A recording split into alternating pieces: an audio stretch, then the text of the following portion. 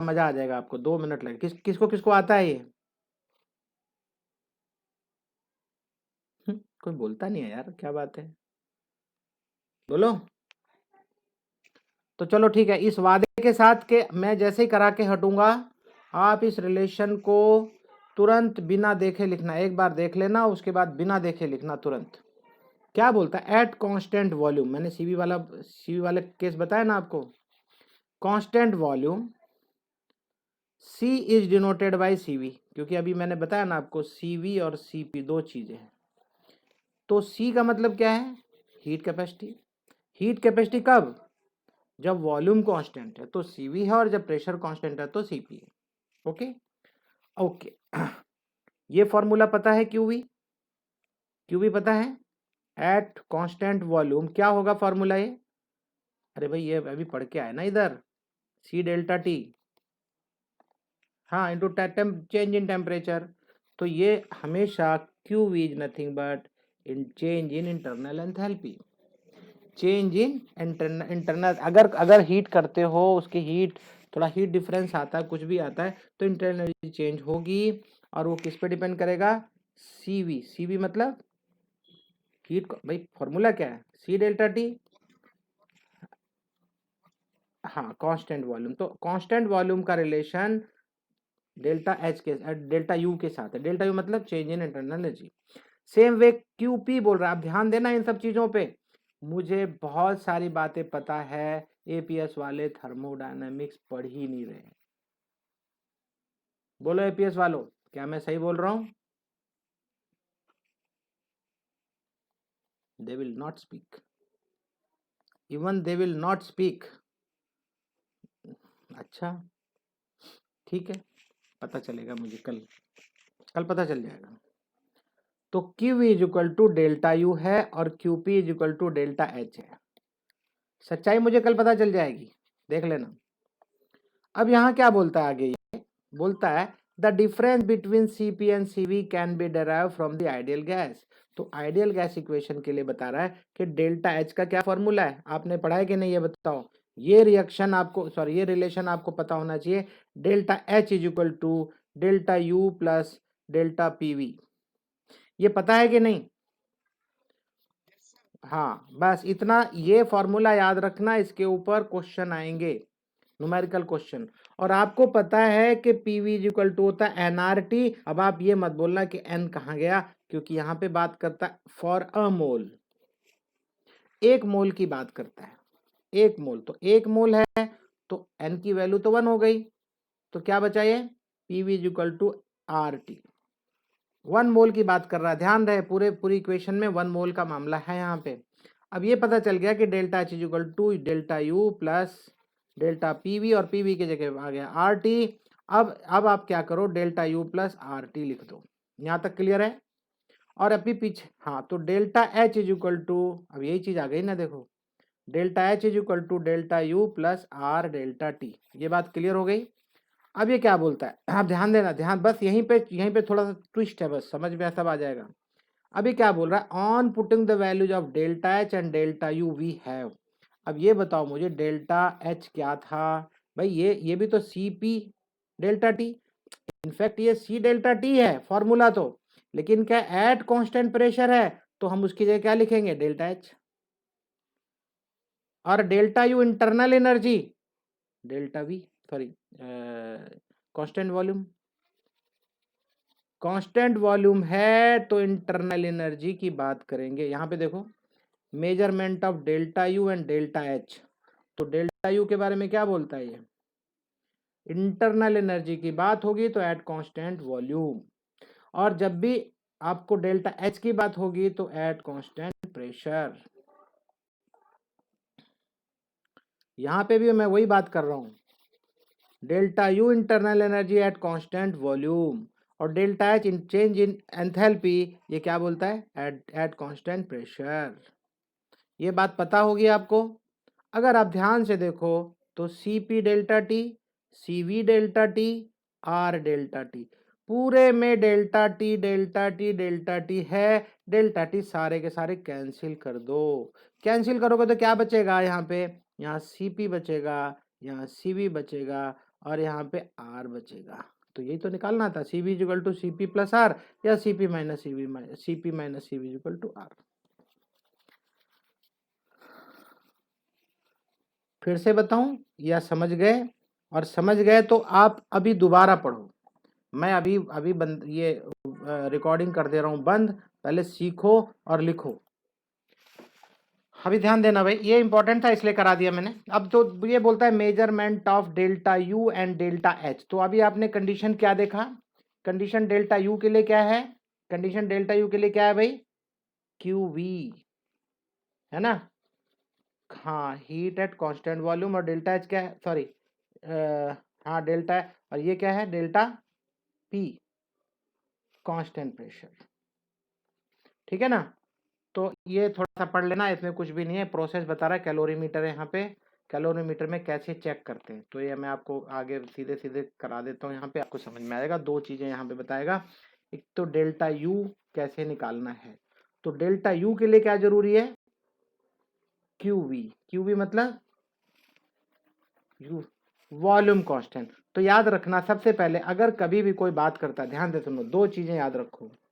अगर आपको volume constant की बात करता है तो इसका मतलब system is sealed. System is sealed, ठीक है ना? ये सिस्टम को सील रखना है, बाहर की बात अंदर, अंदर की बात बाहर नहीं जाएगी, पहली बात। दूसरी बात, प्रेशर अगर कांस्टेंट है तो सिस्टम विल बी ओपन। बात समझ में आ रही है कि नहीं? सिस्टम होगा तो एटमॉस्फेरिक प्रेशर बाहर का और अंदर का दोनों इक्वल होगा, कोई प्रॉब्लम नहीं होगी। तो ये दो बातें अगर क्लियर हैं तो यहाँ पे भी बता रहा है कि बॉम्ब कैलोरीमीटर। बॉम्ब का मतलब समझते हो? बॉम्ब क्या होता है? आप बोलते हो ना बॉम्ब फूट गया एक, क्या होता है बॉम्ब? क्या होता है बॉम्ब या शेल?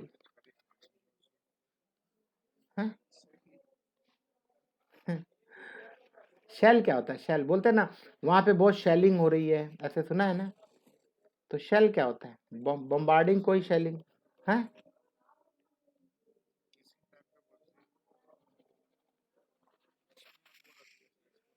ध्यान से सुनो भाई, बॉम्ब या शेल, शेलिंग जो होती है, बम्बार्डिंग जो होती है, कहीं पे बम फेंके जाते हैं। आखिर ये बम होता क्या है? बम का मतलब है भाई, ये आपकी जो शीट है, मेटल की शीट बड़ी थिक है, बहुत थिक है। तो फिर ऐसे में क्या करते हो आप? बहुत ही थिक वाली आयरन की या किसी भी मेटल की बनी हुई है, और इसके अंदर जो है स्फेरिकल है, ये सर्कुलर नहीं है, स्फेरिकल है। और इसके अंदर एक्सप्लोसिव बना होता है, और उसको अंदर से इसको फोड़ने के लिए बहुत सारे तरीके होते हैं, ठीक है ना?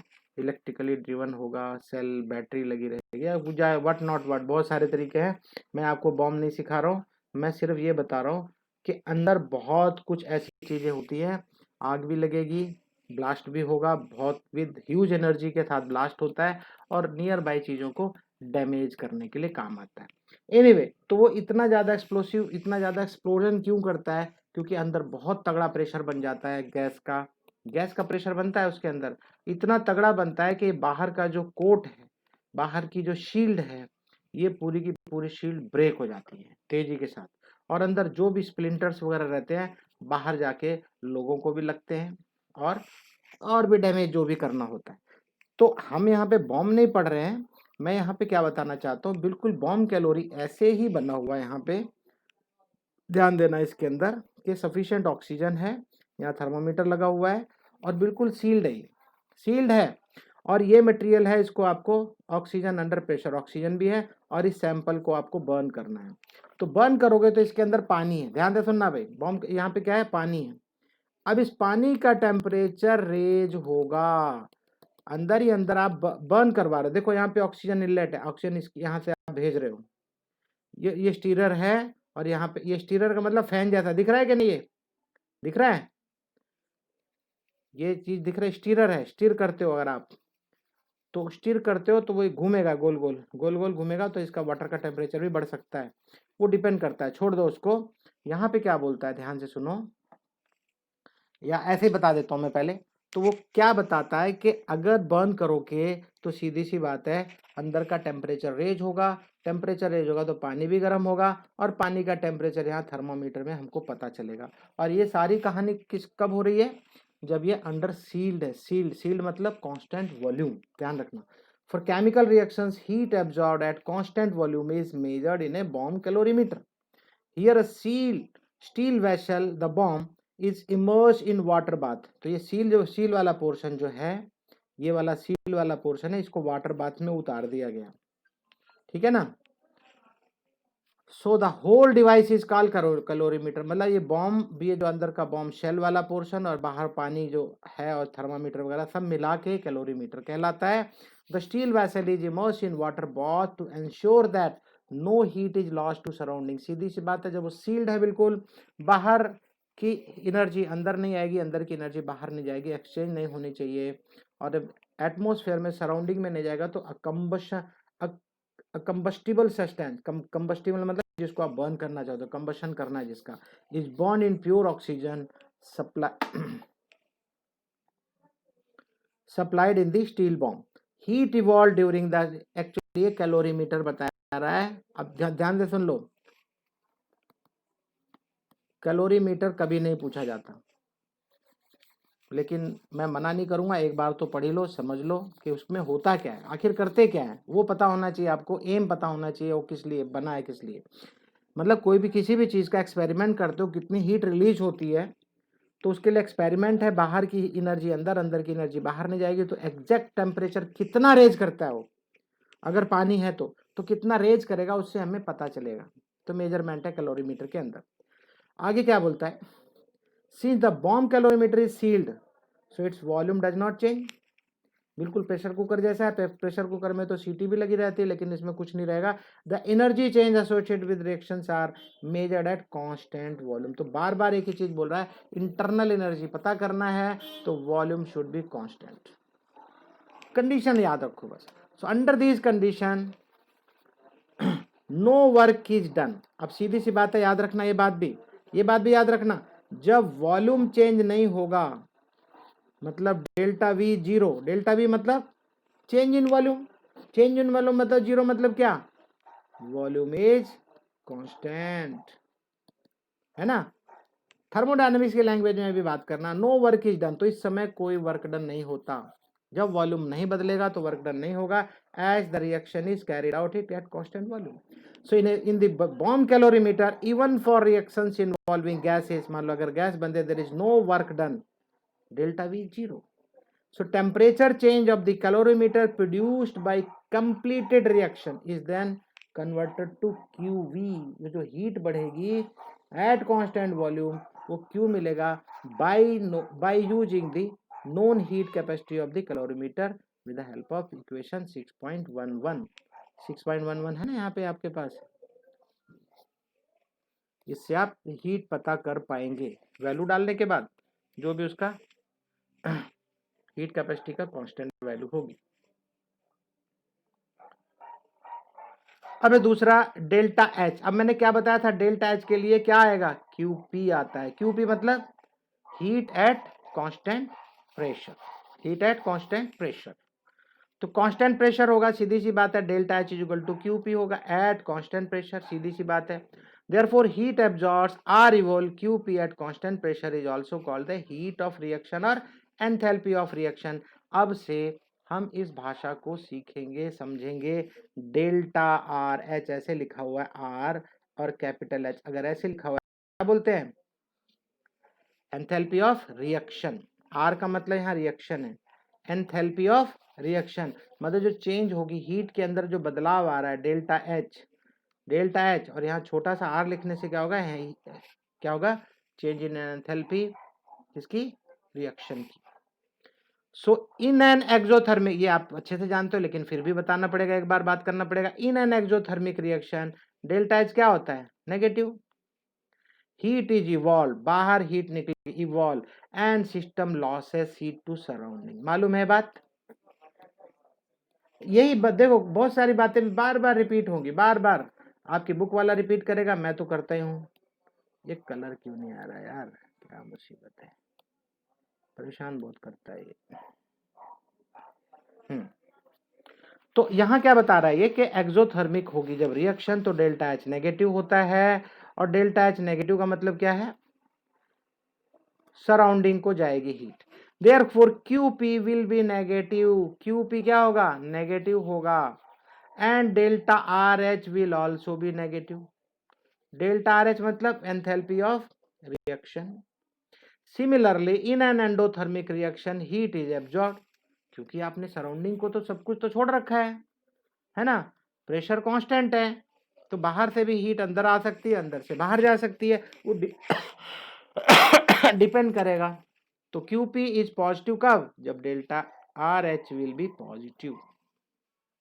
तो ये तो सिस्टम के ऊपर डिपेंड करता है कैसा सिस्टम है।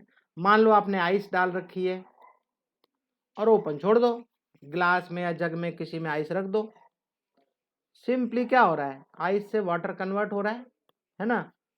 तो क्या हो रहा है बताओ, क्या हो रहा है, इसको एंडोथर्मिक बोलोगे एक्सोथर्मिक बोलोगे, बोलो भाई।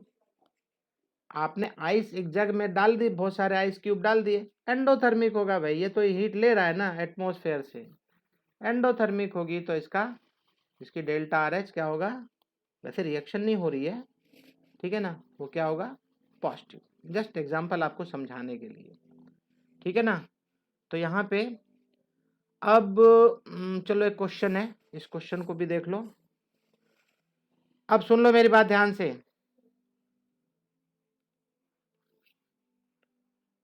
Boring session is over from here, boring session is over. अब सिर्फ आनंद ही आनंद लो, समझो बात को, थोड़ा सा पढ़ना है, ज्यादा समझ में आएगा, मेरी बात पे यकीन करो। और अब से अभी तक जो पढ़ा है उसमें से हार्डली 20% आपके एग्जाम में आएगा, और 80% अब आएगा जो मैं अब पढ़ाऊंगा आज कल और परसों। बस थोड़ा सा सावधान रहो, मजा आ जाएगा आपको, ठीक है। देखो मैं हर चीज आपको बताता रहता हूँ, क्या आएगा क्या नहीं आएगा, कैसे पूछेगा। सिंपल है, 1 gram of graphite is but 1 ग्राम, ध्यान देना 1 ग्राम की बात कर रहा हूँ। आप इसका मोलिकुलर मास कितना होता है, मॉलिक्यूल तो नहीं है वो, मोलार मास बोलना चाहिए। ग्रेफाइट का मोलार मास कितना, 12 भाई, कार्बन तो है, ग्रेफाइट क्या है ना। हाँ चलो, तो फिलहाल 1 ग्राम की बात करता हूँ। 1 gram of graphite is bond in a bomb calorimeter in excess of oxygen. Already आप वहां पे इन अंडर प्रेशर ऑक्सीजन बहुत सारी डाल रखी है, 298 केल्विन पे 25 डिग्री सेंटीग्रेड के ऊपर आप उसको बर्न करते हो एट 1 एटमॉस्फेरिक प्रेशर। प्रेशर भी आपने वहां अंदर, बेशक वो कैलोरीमीटर के अंदर है, लेकिन एटमॉस्फेरिक प्रेशर कितना है, 1, इक्वल है, एटमॉस्फेयर के इक्वल है। तो pressure according to the equation C, graphite plus oxygen बनाता है carbon dioxide. During the reaction temperature rises from 298 to 299। बता रहे 298 पे शुरू किया हमने बर्न करने के लिए, और वहां का टेम्परेचर 1 डिग्री बढ़ता, ओनली 1 डिग्री सेंटीग्रेड बोलो या 1 केल्विन बोलो, क्या केल्विन के ऊपर डिग्री मत लगाना, 1 केल्विन टेम्परेचर बढ़ता है। जब भी आप टेम्परेचर डिफरेंस की बात करते हो, चाहे आप उसको केल्विन में लिखो या डिग्री सेंटीग्रेड में, डजंट मैटर, एक ही बात होती है, ठीक है। इफ द हीट कैपेसिटी, ध्यान देना please, if the heat capacity of bomb calorimeter is 20.7 kilojoule per Kelvin, मतलब ध्यान से सुन लो, 20.7 किलोजूल अगर इतना बर्न होगा तो कितना कितना टेम्परेचर रेज हो रहा है पर केल्विन, इतनी उसकी कैपेसिटी है। What is the enthalpy change for the above reaction at 298 kelvin and 1 atmospheric pressure, ये बता रहा है एंथैल्पी चेंज, बताओ आप। तो सबसे पहले तो एक चीज मैं पहले बता दे रहा हूं, ध्यान से सुन लो, मैं कुछ बातें, भाई क्यू तो हीट हो गई, पता है आपको, सीपी क्या है, हीट कैपेसिटी है, कब, एट कांस्टेंट वॉल्यूम, क्योंकि कुछ देखो उसने कांस्टेंट वॉल्यूम बोला नहीं, लेकिन कैलोरीमीटर बोला है, ध्यान दो, यहाँ पे कहीं कांस्टेंट वॉल्यूम का जिक्र किया है, बताओ मुझे। 1 gram graphite is burned in a bomb calorimeter in excess of oxygen, सारी बातें बता दी, लेकिन कहीं भी उसने खुलासा नहीं किया कि भैया मैं CV पे बात कर रहा हूँ, बोलो। लेकिन क्योंकि आपने अभी कैलोरीमीटर सीखा है, मैं बार बार बता रहा हूँ इंटरनल एनर्जी के लिए कैलोरीमीटर चाहिए और आपको CV मिलेगा। मैं बार बार बताया ना कि इस पे ध्यान रखो आप। तो जैसे ही कैलोरीमीटर आया आपकी समझ में आ गया तुरंत, हाँ बोलोगे यस CV है, CV होगा।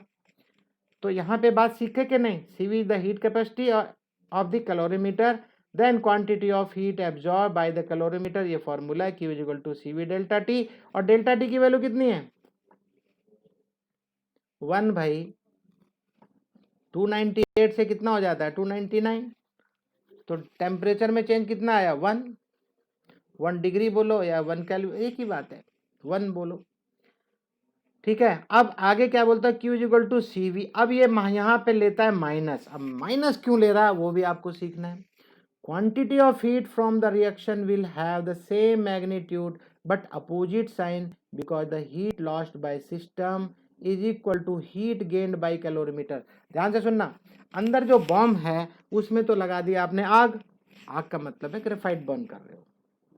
ग्रेफाइट बर्न हो रहा है आपका, तो वो कर क्या रहा है, इनफैक्ट खुद बर्न होके पानी को गर्म कर रहा है। मतलब जो अंदर का सिस्टम है बॉम्ब का वो हीट रिलीज करता है और जो वाटर है यहाँ का वो पानी उसको गेन करता है। अब यहाँ दो चीजें हो गई with respect to what you are talking. With respect to what, अब आप अगर सिर्फ बॉम्ब अंदर की बात करते हो तो वो तो क्या कर रहा है, एनर्जी लूज कर रहा है ना।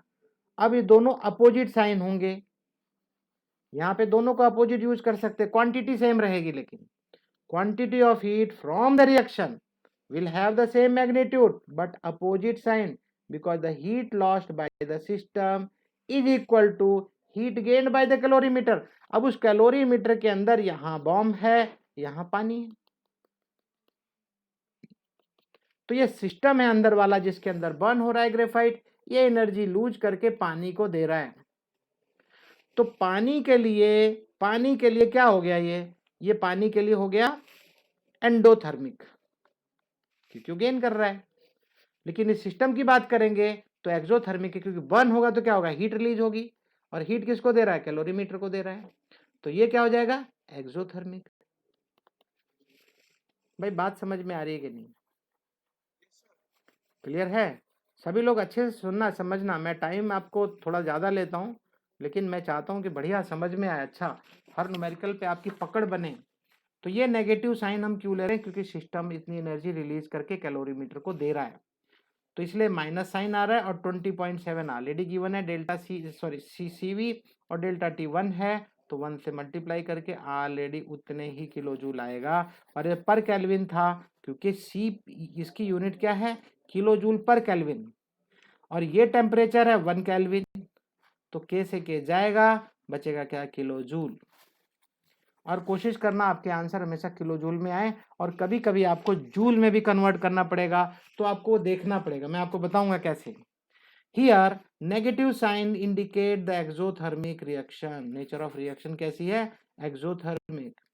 दस डेल्टा यू, मैंने आपको बताया है CV के मामले में क्या मिलता है हमको, delta H, change in internal energy, sorry हाँ चेंज इन इंटरनल एनर्जी, मैंने H लिख दिया क्यों भाई। तो डेल्टा यू से क्या मिलता है हमको, QV, वॉल्यूम जब कांस्टेंट है। क्लियर है? For delta internal energy combustion of 1 gram of graphite is 20.7। अब ध्यान से सुनना, उसने क्या पूछा था, उसने पर मोल पूछा था शायद। What is the enthalpy change for the above reaction 298 kelvin at 1 minute.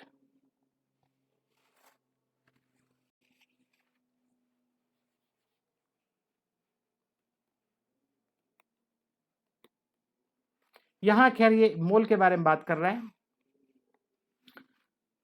Kilo joule पर मोल अगर आपको निकालना है तो आपको 12 ग्राम, ये तो वही 1 ग्राम का था ना, ये 1 ग्राम ग्रेफाइट के लिए, तो 12 ग्राम के लिए क्या होगा, 12 से मल्टीप्लाई, वेरी सिंपल। तो 12 से मल्टीप्लाई कर दो, इतना बड़ा बड़ा ऐसा सोचने की जरूरत नहीं है, ये 20 - 20.7 में 12 से मल्टीप्लाई करो बस, इतना किलो जूल पर मोल आ जाएगा, 1 मोल ग्रेफाइट या 1 मोल कार्बन की, इतनी आपको एंथैल्पी चेंज इन एंथैल्पी होगी। ठीक है, यहाँ पे दोनों बराबर बता रहा है, डेल्टा H और डेल्टा U। अब ध्यान देना भाई, समझने वाली बात अब आ गई है। अब आपको बोरिंग सेशन बिल्कुल खत्म हो चुका है, बिल्कुल 100%। अब जो बातें मैं बताऊंगा वो बातें आप 50% सारी जानते हैं।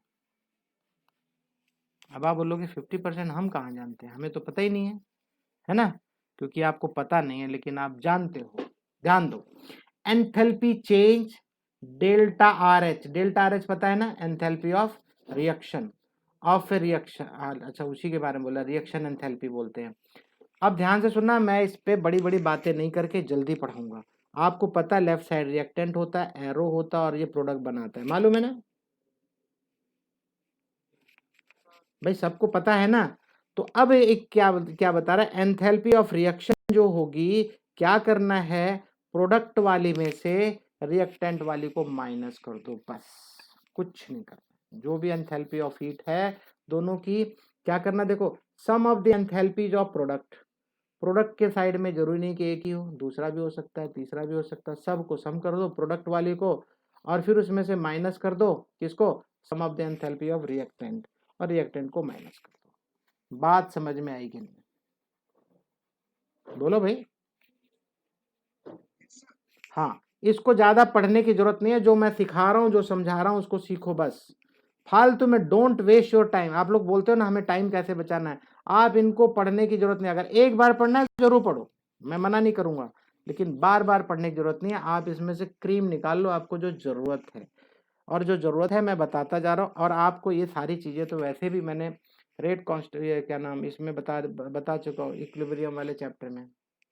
तो रिएक्टेंट में से इसको सॉरी प्रोडक्ट में से रिएक्टेंट माइनस करना है। जैसे यहाँ पे मीथेन को बर्न करना है ऑक्सीजन में, तो आपको क्या क्या मिलती है, कार्बन डाइऑक्साइड एंड वाटर मिलता है। ध्यान से सुनना, तो एंथैल्पी अगर निकालनी है तो कार्बन डाइऑक्साइड की और वाटर की एंथैल्पी को प्लस कर दो। ध्यान से देखना, अभी एक मिनट, हाँ पे अटेंशन। तो enthalpy of carbon dioxide, enthalpy of water को यहाँ पे लिखेंगे पहले, और फिर बीच में लगाएंगे माइनस, फिर एंथैल्पी ऑफ मीथेन और एंथैल्पी ऑफ ऑक्सीजन माइनस कर देना, और फिर आपको मिल जाएगा। और एचएम का मतलब क्या है, एचएम ये सब का सब क्या है, मोलार एंथैल्पी ही लिखना, एक मोल के बारे में, ठीक है। तो अब यहाँ से शुरुआत होती है हमारी अलग पढ़ाई, और मजा आएगा। ये सब कुछ नहीं है खास, परेशान मत होना, एक बार जरूर पढ़ सकते हो, बार बार पढ़ने की जरूरत नहीं है। और जो अभी पढ़े हो वो उसमें से कुछ पूछे जाने जैसी चीज ही नहीं है, क्यों, क्योंकि जब वो उसका एप्लीकेशन यहाँ होगा। अब ध्यान से सुनना, इसको बोलते हैं स्टैंडर्ड एंथैल्पी ऑफ रिएक्शन। अभी तक आप नॉर्मल एच की बात करते थे, अब जब स्टैंडर्ड होगा, ध्यान से सुनना, डेल्टा आर एच ऐसे लिखेंगे ना। अब यहाँ पे एक जीरो ऐसे ऊपर लगा के उस पर एक माइनस का साइन जैसा लगा दो, इसको बोलते हैं एंथैल्पी। कौन सी एंथैल्पी, रिएक्शन एंथैल्पी, कौन सी, standard, standard enthalpy of reaction. पहले बताओ बात समझ में आई कि नहीं। अब वो स्टैंडर्ड क्यों बोलता है, ये यहाँ पे समझने वाली बात है। स्टैंडर्ड का मतलब क्या है यहाँ पे, what does it mean, standard क्या है। The standard enthalpy of reaction is the enthalpy change for a reaction when all the participating substances are in their standard state। वो अपनी स्टैंडर्ड स्टेट में रहेंगे तभी आप स्टैंडर्ड एंथैल्पी निकालना है। सबकी स्टैंडर्ड कंडीशन अलग अलग है। आप पानी की बात करेंगे तो आप आइस नहीं ले सकते, आप आइस नहीं ले सकते, और आप वेपर भी नहीं ले सकते। पानी की स्टैंडर्ड स्टेट क्या है, लिक्विड। बोलो भाई, भाई बाकी लोग क्या यार, मैं कोई लोरी तो सुना नहीं रहा हूँ, बस थोड़ा कंसंट्रेट करो भाई। कंसंट्रेशन बन रहा है या नहीं, सच पूछो तो मेरी गाड़ी चली है, और अब देखना कैसे स्पीड से भागती है। और मैं बताऊंगा आपको पढ़ना क्या है, क्या याद रखना है, और किस चीज को छोड़ना तो कुछ है ही नहीं। खैर मेरी डिक्शनरी में छोड़ने जैसा कुछ नहीं होता, सीख जाओ जान जाओ, लेकिन ज्यादा उसको गले से लगा के मत रखो। तो क्या देखा आपने अब यहाँ पे, अगर स्टैंडर्ड एंथैल्पी निकालनी है किसी रिएक्शन की, तो जो एंथैल्पी चेंज होगा उस रिएक्शन के लिए, all the participating substances are in their standard state, सभी अपनी अपनी स्टैंडर्ड स्टेट में है, तब आप स्टैंडर्ड एंथैल्पी ऑफ रिएक्शन निकालेंगे। The standard state of substance at specific temperature is its pure form at 1 bar. तो 1 बार प्रेशर पे ऐसे डायरेक्ट कोई नहीं पूछेगा, डोंट वरी। 1 बार प्रेशर के ऊपर उसका अपना एक टेम्परेचर होगा कि हाँ भाई इतने टेम्परेचर पे मैं एक स्टैंडर्ड फॉर्म में रहूंगा। अगर आयरन की बात करते हो तो उसके लिए कितना टेम्परेचर है?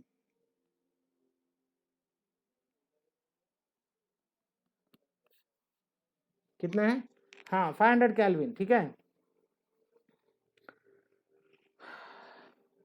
चलो आगे देखते हैं। For example the standard state of liquid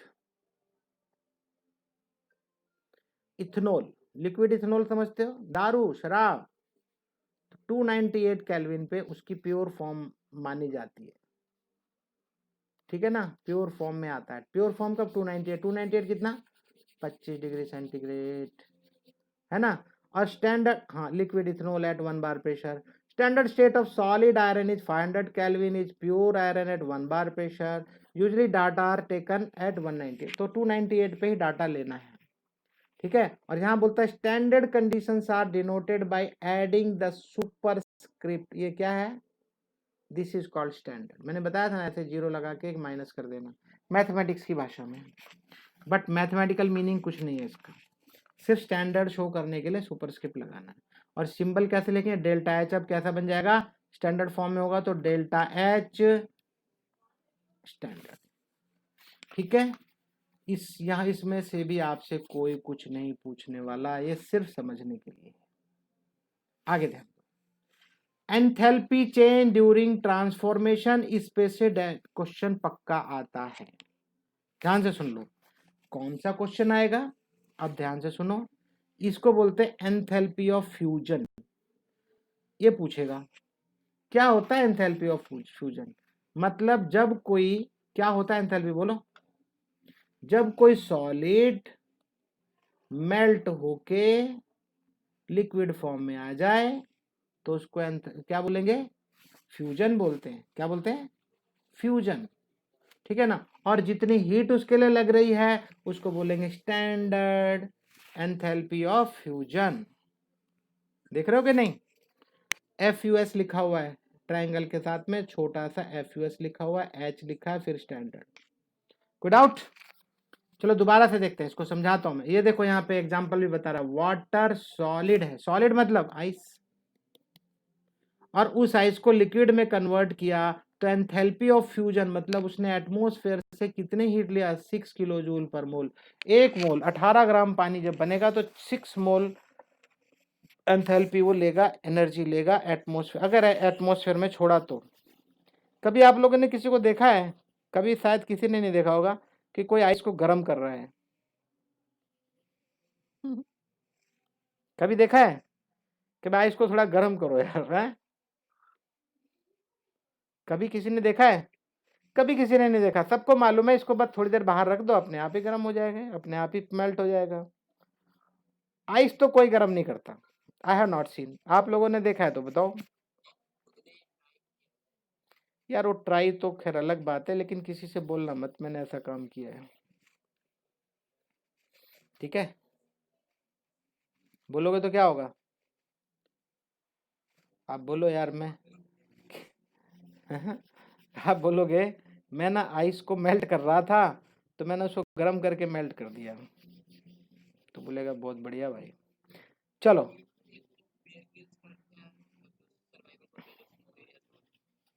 ठीक है यार, तो वो सब फालतू की चीजें बहुत ज्यादा देखता है। आप मेरा कहना मान जाओ, प्लीज मेरा कहना मान जाओ। जिंदगी पड़ी है सारे काम करने के लिए, जिंदगी पड़ी है सब देखने के लिए, सर्वाइवल देखना है, ये देखना वो देखना है। प्लीज मेरा कहना मान जाओ, सिर्फ 1 साल 4 महीने अच्छे से पढ़ लो बस, सिर्फ 1 साल 4 महीने बस। प्लीज भूल जाओ कि तुम इस दुनिया में हो, मैं तो कहता हूँ। बस आपकी बुक अपना बढ़िया से पढ़ाई बस। फिर देखो जब आपके अंदर ट्रांसफॉर्मेशन होगा, चेंज आएगा, जैसे यहाँ ट्रांसफॉर्मेशन हो रहा है देखो अभी। तो क्या देखा आपने? The enthalpy of change that accompanies melting of 1 mole. 1 mole की बात जरूर कर रहा है, और अभी एक चीज और बोलेगा, वो भी मैं बताऊंगा आपको। Melting of 1 mole of solid substance, solid भी बताना है, at standard state is called standard enthalpy of fusion. और मोलार एंथैल्पी ऑफ फ्यूजन। तो ये मोलार एंथैल्पी है, ये आपको याद रखना है। और भी इससे अच्छा और स्टैंडर्ड कंडीशन बताने जा रही है, बहुत ध्यान से देखो। ये है वेपराइजेशन, ठीक है। वेपराइजेशन कब होगा? Amount of heat required to evaporate 1 mole of liquid. ध्यान से सुनना भाई सभी लोग, ये लिक्विड की बात कर रहा है। इसका मतलब सब्लिमेशन नाम की चीज भी होती है, सॉलिड से वेपर जब बनता है, लेकिन ये वो केस नहीं है, ये केस नहीं है। तो फिर क्या केस है? ये लिक्विड से बनाना है। कैसे बना है? Amount of heat required to vaporize 1 mole of solid at constant temperature, ध्यान देना, and under standard pressure 1 bar. ये याद रखना, ये प्रेशर आप जरूर बताना है। अगर आपने सुना होगा जैसे बॉइलिंग पॉइंट और मेल्टिंग पॉइंट पूछते हैं, तो हम लोग बताते हैं ना कि एट एटमॉस्फेरिक प्रेशर, अगर आपको याद हो तो। कभी भी मेल्टिंग पॉइंट और बॉइलिंग पॉइंट लिखना है आपको, तो एटमॉस्फेरिक प्रेशर जब उसका वेपर किसके बराबर हो जाएगा? एटमॉस्फेरिक प्रेशर के, तब उस समय उसका बॉइलिंग पॉइंट लिया जाता है, ठीक है ना। तो यहाँ पे ये डेफिनेशंस आपको याद रखनी है। Constant temperature and under standard pressure 1 bar called standard enthalpy of vaporization, और मोलार एंथैल्पी ऑफ वेपराइजेशन। तो ये मेरे ख्याल से आपको समझ में आया होगा। और इसका एग्जाम्पल देखो, ऊपर बोलता है 1 मोल ऑफ लिक्विड वाटर का, और वो 1 मोल ऑफ गैस की फॉर्म में, वेपर की फॉर्म में आता है, तो एंथैल्पी ऑफ वेपराइजेशन होता है 40.79। और ये प्लस का साइन बता रहा है कि हीट हमको देनी पड़ेगी। पानी खुद से कभी बॉयल नहीं होता,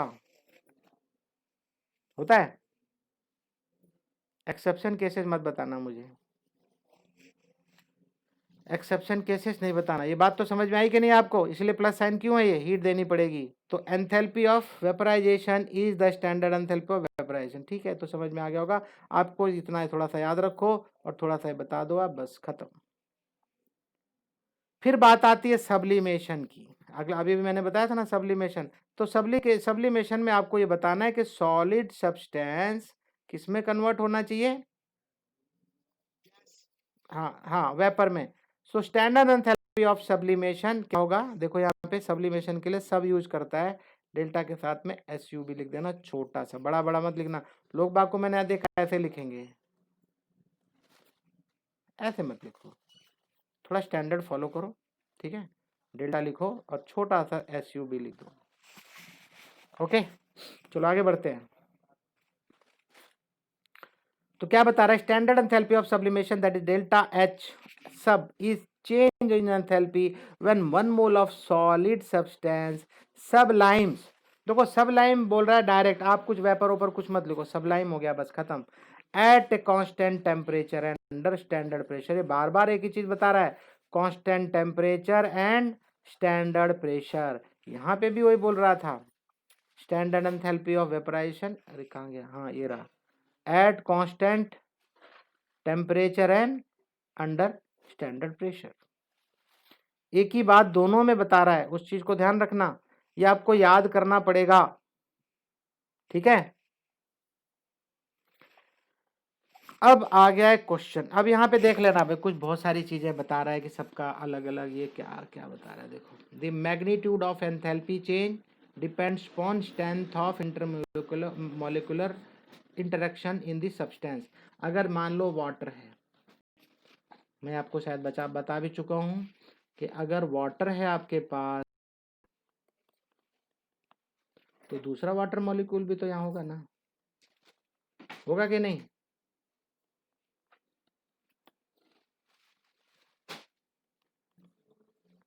ये क्या हुआ?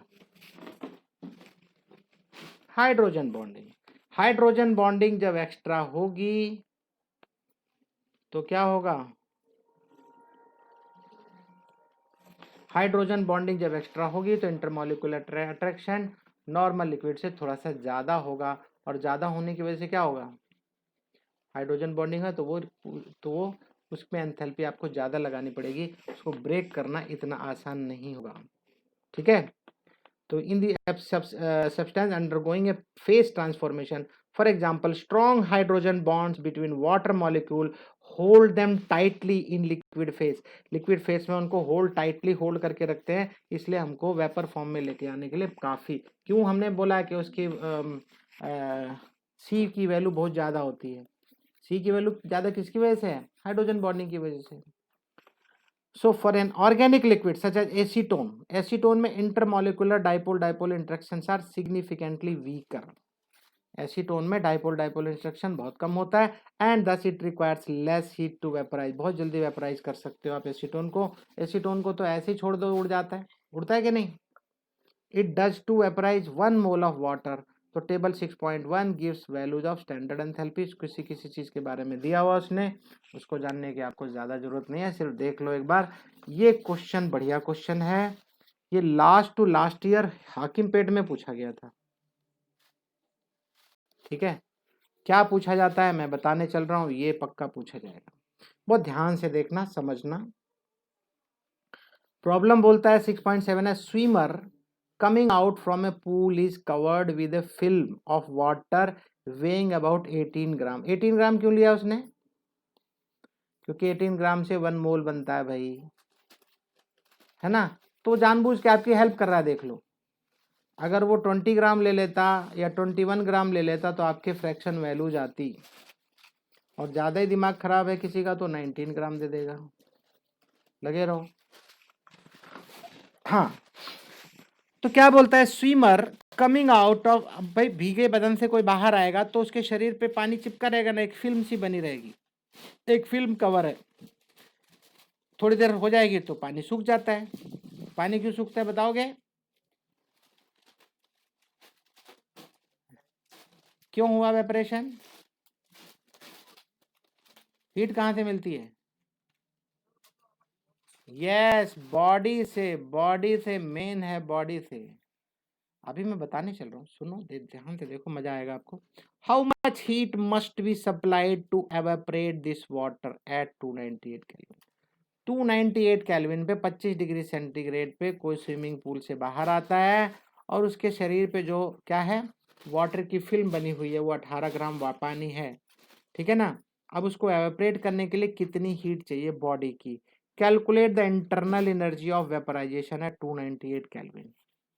और यहाँ पे एंथैल्पी ऑफ वेपराइजेशन पानी का बता रहा है कि भाई इतना 44.01 किलोजूल पर मोल होता है।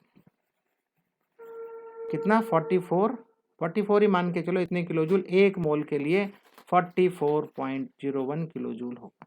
अभी टेम्परेचर 298 के ऊपर बता रहा है, बहुत ध्यान से देखना, आपको मजा आना चाहिए, टॉपिक में समझ में आना चाहिए, छोटा सा है बिल्कुल। यहाँ से शुरू करता है, we can represent the process of vaporation, liquid है, गैस की फॉर्म में जाना है, वेपराइजेशन हो रहा है ना। नंबर ऑफ मोल कितना है मैंने आपको पहले बताया, 1 मोल रखने के लिए उसने क्या किया, अगर मान लो पानी ये तो चलो एवेपरेट हो रहा है बॉडी से, कहीं और किसी और सिस्टम की बात करता है तो ऐसे में मैंने अक्सर देखा है 180 ग्राम भी देता है। 180 ग्राम कितना हो जाएगा? 10 मोल हो जाएगा। ग्लूकोज जानते हो, ग्लूकोज 180 ग्राम देगा तो इसका मतलब कितने मोल है? नहीं मालूम, 1 मोल है।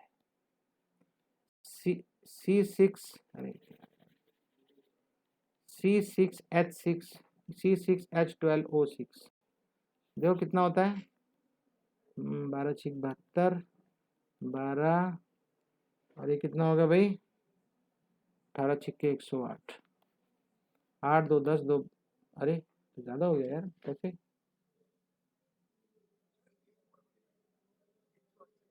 एक सौ आ रहा है, 1 मिनट, कैसे यार, 8 2 10 2 12 हो जा रहा है ना, तो 180 कहाँ से आ रहा है? कुछ गलती की है मैंने। हाँ तो ओ का मास कितना होगा? 8, हाँ सॉरी 16, हाँ 16 6 96, ठीक है हो गया। 6 2 8 2 10, 9 7 17, 9 7 16 17 और 1 18, 180 ग्राम। तो ग्लूकोज, कुछ चीज़ों का याद रखो, आप याद रखोगे तो न्यूमेरिकल क्वेश्चन करोगे तो आपको समझ में आएगा, जो जितना न्यूमेरिकल बनाएगा उसको सब समझ में आएगा, तो ये भी क्लैरिटी रहेगी कि हाँ मैं क्या पढ़ रहा हूँ। तो 1 मोल ऑफ वाटर लिक्विड की फॉर्म में था, 1 मोल ऑफ वाटर अभी वेपराइज हो जाएगा और 1 मोल यहाँ पे दिखा भी रहा है। अब यहाँ बोलता है कि heat supplied to evaporate 18 gram of water at 298 kelvin, यहाँ बता भी रहा है कितना होगा n into delta H of vaporization. तो n कितना है, 1 मोल है, तो 1 तो रहेगा ही, तो इसकी डेल्टा एच ऑफ वेपराइज कितना आता है 44.01, इतना ही रहेगा। आगे क्या बोलता है, एज्यूमिंग हीट बिहेव, ध्यान से सुनना, अभी है हमें ये पता करना है डेल्टा यू इंटरनल एनर्जी। क्या बोलता है, assuming heat behaving as an ideal gas, मान लो आइडियल गैस है। आइडियल गैस के लिए ये फॉर्मूला मैं बार बार अभी बताया था, थोड़ी देर पहले बात हुई थी मेरी, ये delta U is equal to क्या होता है, delta H minus P delta V. ये बात पता है कि नहीं? हाँ, और अगर चाहो आप तो डेल्टा एच यहीं रहने दो, तो पी डेल्टा वी यहाँ आ जाएगा, प्लस हो जाएगा। तो delta U is equal to, इसका मतलब देखा जाए तो डेल्टा एच बड़ा है वेपराइजेशन का डेल्टा यू से, क्योंकि उसको जब माइनस करते हो किसी नंबर से तब जाके डेल्टा यू के इक्वल होता है। ठीक है, तो ये फॉर्मूला याद रखना। और इसके पहले मैंने ये भी बताया था कि P V is equal to n R T. अब एन आर टी की जगह डेल्टा एन कितना है, डेल्टा एन कितना है 1 आएगा। क्यों 1 आएगा, नहीं क्यों 1 मोल क्यों आएगा, ये 1 मोल नहीं है, ये 1 मोल नहीं है, आपको दोनों को माइनस करना है। लेकिन प्रोडक्ट हाँ, प्रोडक्ट में आपको गैस है और इधर क्या लिक्विड है, तो 1 माइनस 0, इसलिए 1 आ रहा है ये। ठीक है, बात समझ में आई कि नहीं? तो यहाँ पे क्या बनेगा, ये डेल्टा वेपराइजेशन, ये पीवी की जगह एनआरटी ले लिया। अब आप इसकी वैल्यू डाल दो, समझ में आ जाएगा। तो delta H vaporization minus n delta R T, और इसकी वैल्यू डाल दो। ये किसके इक्वल है, 44 के। भाई अभी आप निकाले हो ना ये, तो ये क्या इंटरनल एनर्जी है ये, तो ये इंटरनल एनर्जी है, तो इसके delta H minus n R T के इक्वल होगा। सॉरी, नहीं नहीं नहीं नहीं, एक मिनट यार, मैं क्या बोल रहा हूँ। हाँ, तो एक minute, delta U is equal to इतना हो गया। हाँ ठीक है, डेल्टा यू कैसे निकलेगा, आप इनकी वैल्यू डालो, डेल्टा एच की वैल्यू और फिर एन आर टी की वैल्यू माइनस करना है बीच में। तो डेल्टा एच की वैल्यू कितनी है, ये रही 44, ठीक है ना, ये वाली वैल्यू डेल्टा एच यही तो है। तो फिर उसके बाद क्या है, उसके बाद क्या, माइनस डेल्टा एन, एन मतलब 1 ये रहा, माइनस है बीच में। और फिर उसके बाद आर टी, आर की वैल्यू 38.314, ये वैल्यू याद रखना आप लोग। और फिर उसके बाद टेम्परेचर कितना है 298।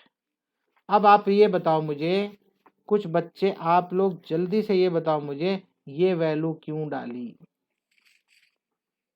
कोई बोलेगा नहीं, जिससे पूछूंगा वो बोलेगा यहाँ पे 10⁻³ क्यों लिखा?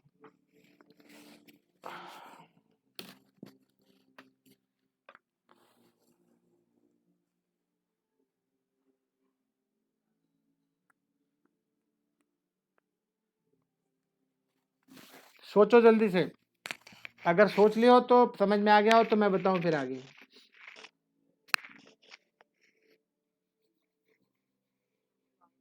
वेरी गुड श्रेया,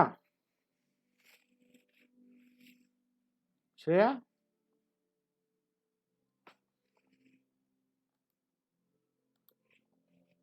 श्रेया किधर हो भाई?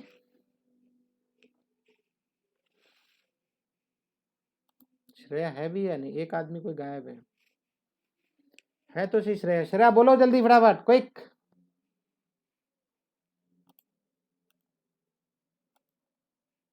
श्रेया क्लास छोड़ के चली गई क्या ये?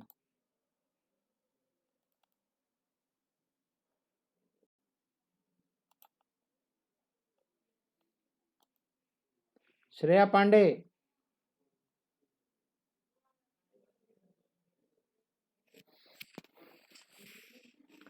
बताओ अब ऐसे बच्चों का क्या करें यार।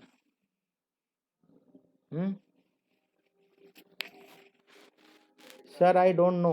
अच्छा जी, तो बोलती क्यों नहीं है फिर?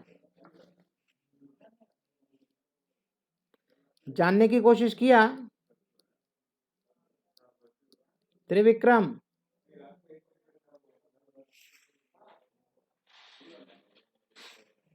यार थोड़ा तो सोचो यार, अभी अभी मैंने इसके बारे में जिक्र किया था, पता है, इसके बारे में जिक्र किया था, लेकिन नहीं सुनते हो, क्या करूं।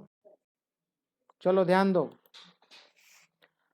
आप कोई कैलकुलेशन कर रहे हो, कुछ वॉल्यूम वगैरह निकाल रहे हो मान लो, और यहाँ पे आपको 20 मीटर माइनस 300 इंटू 5 सेंटीमीटर ऐसे आता है। अगर ऐसे आ गया और ये 200 नहीं है, 2000 है मान लो, तो क्या करोगे आप?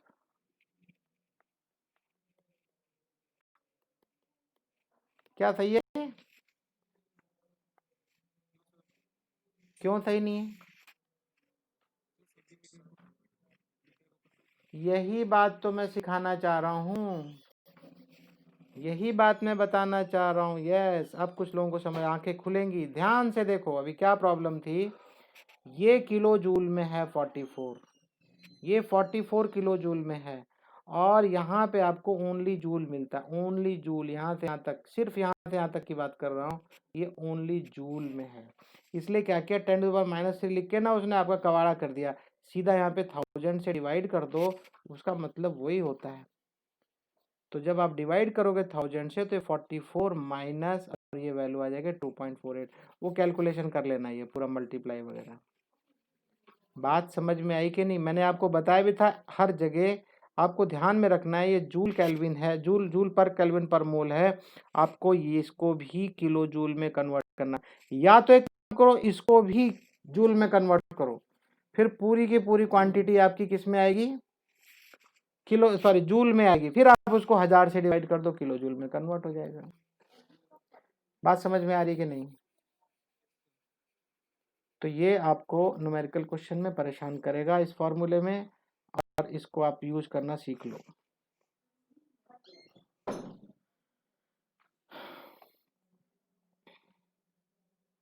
ये क्वेश्चन भी आप लोग देखोगे क्वेश्चन को, इस वाले क्वेश्चन आपकी बुक में है कि नहीं है?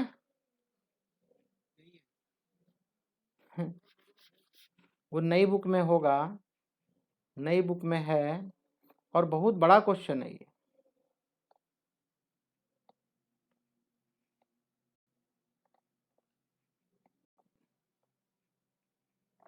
ठीक है, बड़ा क्वेश्चन है, इसको आप लोग देख लो, पहले समझो, इसको समझ पाओ तो ठीक है, नहीं तो फिर मैं बताऊं, बोलो हैं? करोगे इसको अपने आप?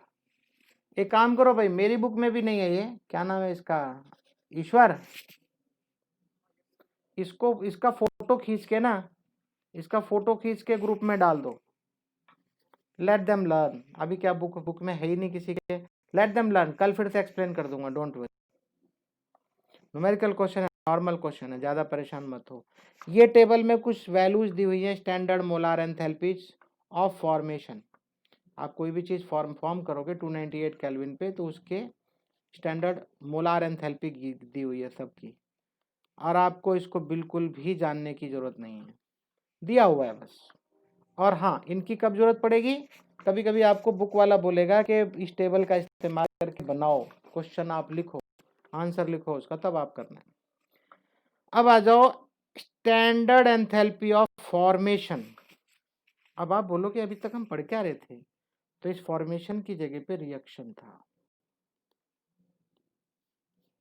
समझ रहे हो कि नहीं? अरे बोलो, स्टैंडर्ड वहां पे क्या था, रिएक्शन की जगह पे अभी क्या आ गया, फॉर्मेशन आ गया, बस, बाकी और कुछ खास चेंज नहीं है। चलो देखते हैं क्या बोलता है यहाँ पे, बहुत इंपॉर्टेंट है, समझना है आपको। The standard enthalpy change for the formation of 1 मोल, तो यहाँ पे 1 मोल का ध्यान रखना है, of A compound from its elements, ध्यान से सुनना, उसके एलिमेंट से बनना चाहिए, ना कि किसी कंपाउंड से। एक कंपाउंड बनना है, कितना बनना है, 1 मोल, और किससे बनना है, उसके खुद के उन्हीं एलिमेंट से बनना है, बस स्टैंडर्ड फॉर्म में, in their most stable state, जो उसकी मोस्ट स्टेबल स्टेट है उसी एलिमेंट से फॉर्म होगी एग्रीगेशन, ठीक है ना, also known as reference states बोलते हैं, is called standard molar enthalpy of formation. मतलब जो अपनी स्टैंडर्ड स्टेट में है, वो भी एलिमेंटल फॉर्म में, तब आप उसको एंथैल्पी ऑफ फॉर्मेशन में यूज करेंगे, एंथैल्पी ऑफ फॉर्मेशन। ठीक है। और ये रेफरेंस के लिए बोलता है reference state of an element is most stable state कब, 25 डिग्री सेंटीग्रेड मतलब 228 केल्विन और साथ में 1 बार प्रेशर। तो इसका मतलब ये जो H2 गैस बना है, H2 गैस किससे बना है, H और H से। O2 किससे बना है, O और O से, है ना। ग्रेफाइट C क्या है, स्टैंडर्ड फॉर्म है ये। सल्फर रोम्बिक फॉर्म में कैसा रहता है, स्टैंडर्ड होता है ये, है ना। ओके, हाँ एसिड वही रोम्बिक फॉर्म में रहता है तो स्टैंडर्ड है ये। मोलार एंथैल्पी ऑफ फॉर्मेशन आज फॉलोज, ये कुछ बता रहा है आगे कि जैसे मान लो H2 है, ध्यान से सुनना, H2 प्लस हाफ O2 आपको वाटर मिलता है। तो यहाँ पे एंथैल्पी ऑफ फॉर्मेशन बता रहा है कितना आएगा, -285.8, मतलब आपको हीट मिलेगी। कभी भी हाइड्रोजन और ऑक्सीजन मिलके पानी बनाएंगे तो हीट एनर्जी वहां से रिलीज होगी। क्यों, क्योंकि ये गैसियस स्टेट में, ये भी गैसियस स्टेट में, ज़्यादा भाई इसके मॉलिक्यूल क्या है, ज़्यादा काइनेटिक एनर्जी है इनके पास, है ना। और जैसे लिक्विड की फॉर्म में आएंगे definitely they have to release the energy. तो कितना एनर्जी रिलीज होती है पानी बनने के लिए, -285.8 किलो जूल पर मोल। सेम वे ग्रेफाइट के लिए बोलता है, अगर ग्रेफाइट हाइड्रोजन के साथ रिएक्ट करता है तो क्या बनाता है, CH4। क्या बनाएगा, CH4। तो मीथेन बनाने के लिए आपको ग्रेफाइट 1 मोल लेना है और 2 मोल हाइड्रोजन गैस चाहिए। तो ये एंथैल्पी ऑफ फॉर्मेशन आपको कितना मिला, -74.8। याद रखना कुछ डेफिनेशन जो बोल्ड लेटर्स में है, ध्यान से सुन लो, बोल्ड लेटर्स में जितना भी लिखा हुआ है वही आपको याद रखना है, वो भी ज़्यादा नहीं, वो सब्लिमेशन वगैरह थे ना जो, बस वही याद रखना है, वही एग्जाम में पूछेगा। और उसके बाद पूछेगा न्यूमेरिकल। न्यूमेरिकल का आपको ज्ञान होना चाहिए।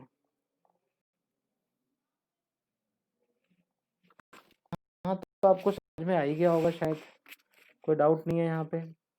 चलो यहाँ पे देखो भाई, कैल्शियम कार्बोनेट बनता है। अब ध्यान देना, यहाँ पे ध्यान देने वाली बात है। It is important to understand that a standard molar enthalpy of formation, same enthalpy of formation की बात हो रही है, is just special case of enthalpy of reaction. ये बात आपको समझ में आनी चाहिए। क्या बोला ये, इस लाइन को समझो आप, क्या बोल रहा है यहाँ पे, ये समझना है। It is important to understand that a standard molar enthalpy, standard molar enthalpy of formation जो है, मतलब जो F लगा हुआ है यहाँ पे, is just special case of enthalpy of reaction. क्यों, क्यों बोल रहा है रिएक्शन का केस है और यहाँ पे फॉर्मेशन अलग है रिएक्शन अलग है, ऐसा क्यों बोला, चलो देखते हैं। Where 1 mole of compound is form from its constituent element as in the above 3 equation. ऊपर क्या देखा आपने, सभी स्टैंडर्ड फॉर्म में जो कॉन्स्टिट्यूएंट थे सब क्या है, अपनी अपनी स्पेशल फॉर्म में थे, एलिमेंटल फॉर्म में थे। एलिमेंटल तो नहीं बोलना चाहिए, एलिमेंट गैसियस स्टेट में थे, जैसे H2 O2 अलग अलग था, लेकिन था अपनी फॉर्म में, अपनी स्टैंडर्ड फॉर्म में था वो। लेकिन यहाँ पे क्या बता रहा, और ऊपर से एक ही होना चाहिए, अब 3 equation where 1 mole of each water methane and ethanol is form. तो इन कंट्रास्ट, अब इसको बता रहा उल्टा, इसमें कुछ उल्टा है, उल्टी चीज है, जो ऐसी चीज है जो इन चीज को सेटिस्फाई नहीं करती, जो ये थे वो ये नहीं, क्या नहीं है, चलो चलो देखो, CaO और कार्बन डाइऑक्साइड मिलके CaCO3 बनता है।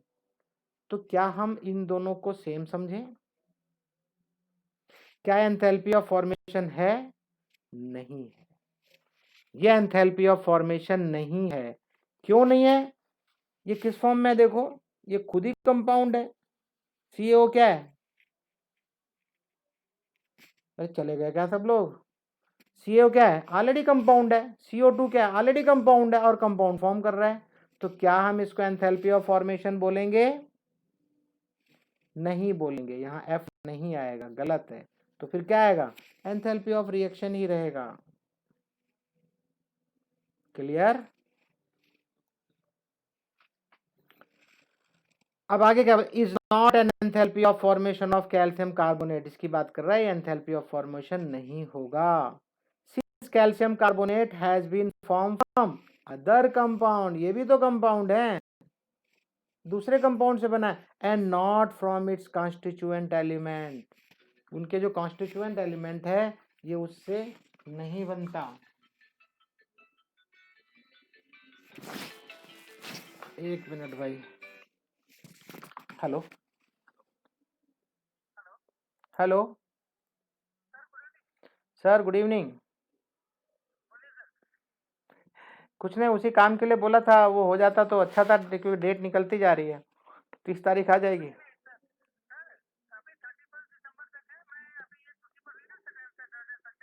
अच्छा, हाँ ठीक है, फिर कोई प्रॉब्लम नहीं है अगर 31। अच्छा अच्छा। तो अभी आपको एक चीज़ समझ में आ गई होगी कि एंथैल्पी ऑफ फॉर्मेशन और एंथैल्पी ऑफ रिएक्शन में फ़र्क क्या है, नज़र आ गया। वो अपनी एलिमेंटल फॉर्म में या कंपाउंड से कंपाउंड बन रहा है ना ये, तो ये एंथैल्पी ऑफ फॉर्मेशन नहीं होगा, एंथैल्पी ऑफ रिएक्शन होगा। यहाँ आगे बोलता है, since calcium carbonate has been form from the other compound and not from its constituent element, also for the reaction given below enthalpy change is not standard enthalpy of formation। बता रहा है ये भी enthalpy of formation काउंट नहीं होगा। ध्यान से सुनना, अभी ये बात आपकी समझ में आनी चाहिए जो मैं अभी लिख रहा हूँ। ये बात आपको कब काम आएगी, जब आप न्यूमेरिकल क्वेश्चन करेंगे। ध्यान से देखना क्या बोल रहा है ये। H2 और Br2 मिलके 2HBr बनते हैं। H2 और Br2 मिलके 2HBr मिलते हैं। ध्यान से सुनना, आपकी समझ में आ जाएगा। यहाँ 2 मोल बन रहे हैं। अब यहाँ पे बोलता है एंथैल्पी ऑफ रिएक्शन कितना है, -178 किलो जूल पर मोल। क्योंकि ये यहाँ पे 2 मोल बन रहे हैं, इसलिए इसको एंथैल्पी ऑफ रिएक्शन बोलेंगे, ना कि एंथैल्पी ऑफ फॉर्मेशन। अगर मुझे यहाँ पे एंथैल्पी ऑफ फॉर्मेशन लिखना है, स्टैंडर्ड एंथैल्पी ऑफ फॉर्मेशन लिखना है, तो इसको मुझे 2 से डिवाइड करना पड़ेगा। 2 से डिवाइड करूंगा तो जो वैल्यू आएगी 1 मोल के लिए, वो मेरी होगी enthalpy of formation. Enthalpy of formation होगी। आई होप समझ में बात आ रही होगी आपको। हाँ ये देखो, एक मिनट यार, ये 178 है। कितना है तुम्हारी बुक में, जरा गौर से देखो तो। हाँ, ये कैसे लिखा हुआ है, गलत लिखा हुआ है। ये 36.4 है। अगर इसका डबल कितना होता है, 2 चौके 8, 2 छीक 12, 2 3 छीक 7, इतना होना चाहिए मेरे ख्याल से। कितना है? हाँ, कोई बात नहीं, कोई बात नहीं, हमें मालूम है, कोई दिक्कत नहीं है। यहाँ बोल भी रहा है देखो कि एंथैल्पी ऑफ रिएक्शन डबल है, तो एंथैल्पी ऑफ रिएक्शन क्या करना है, twice of enthalpy of formation है इस केस में। ये फॉर्मूला मत समझ लेना कि सबके लिए है ये, कि enthalpy of reaction is equal to twice of enthalpy of formation, पर इस रिएक्शन के लिए है। मतलब यहाँ पे डबल होगा, और जब मैं उसको आधा आधा कर दूंगा, आधा आधा, एक मिनट यार,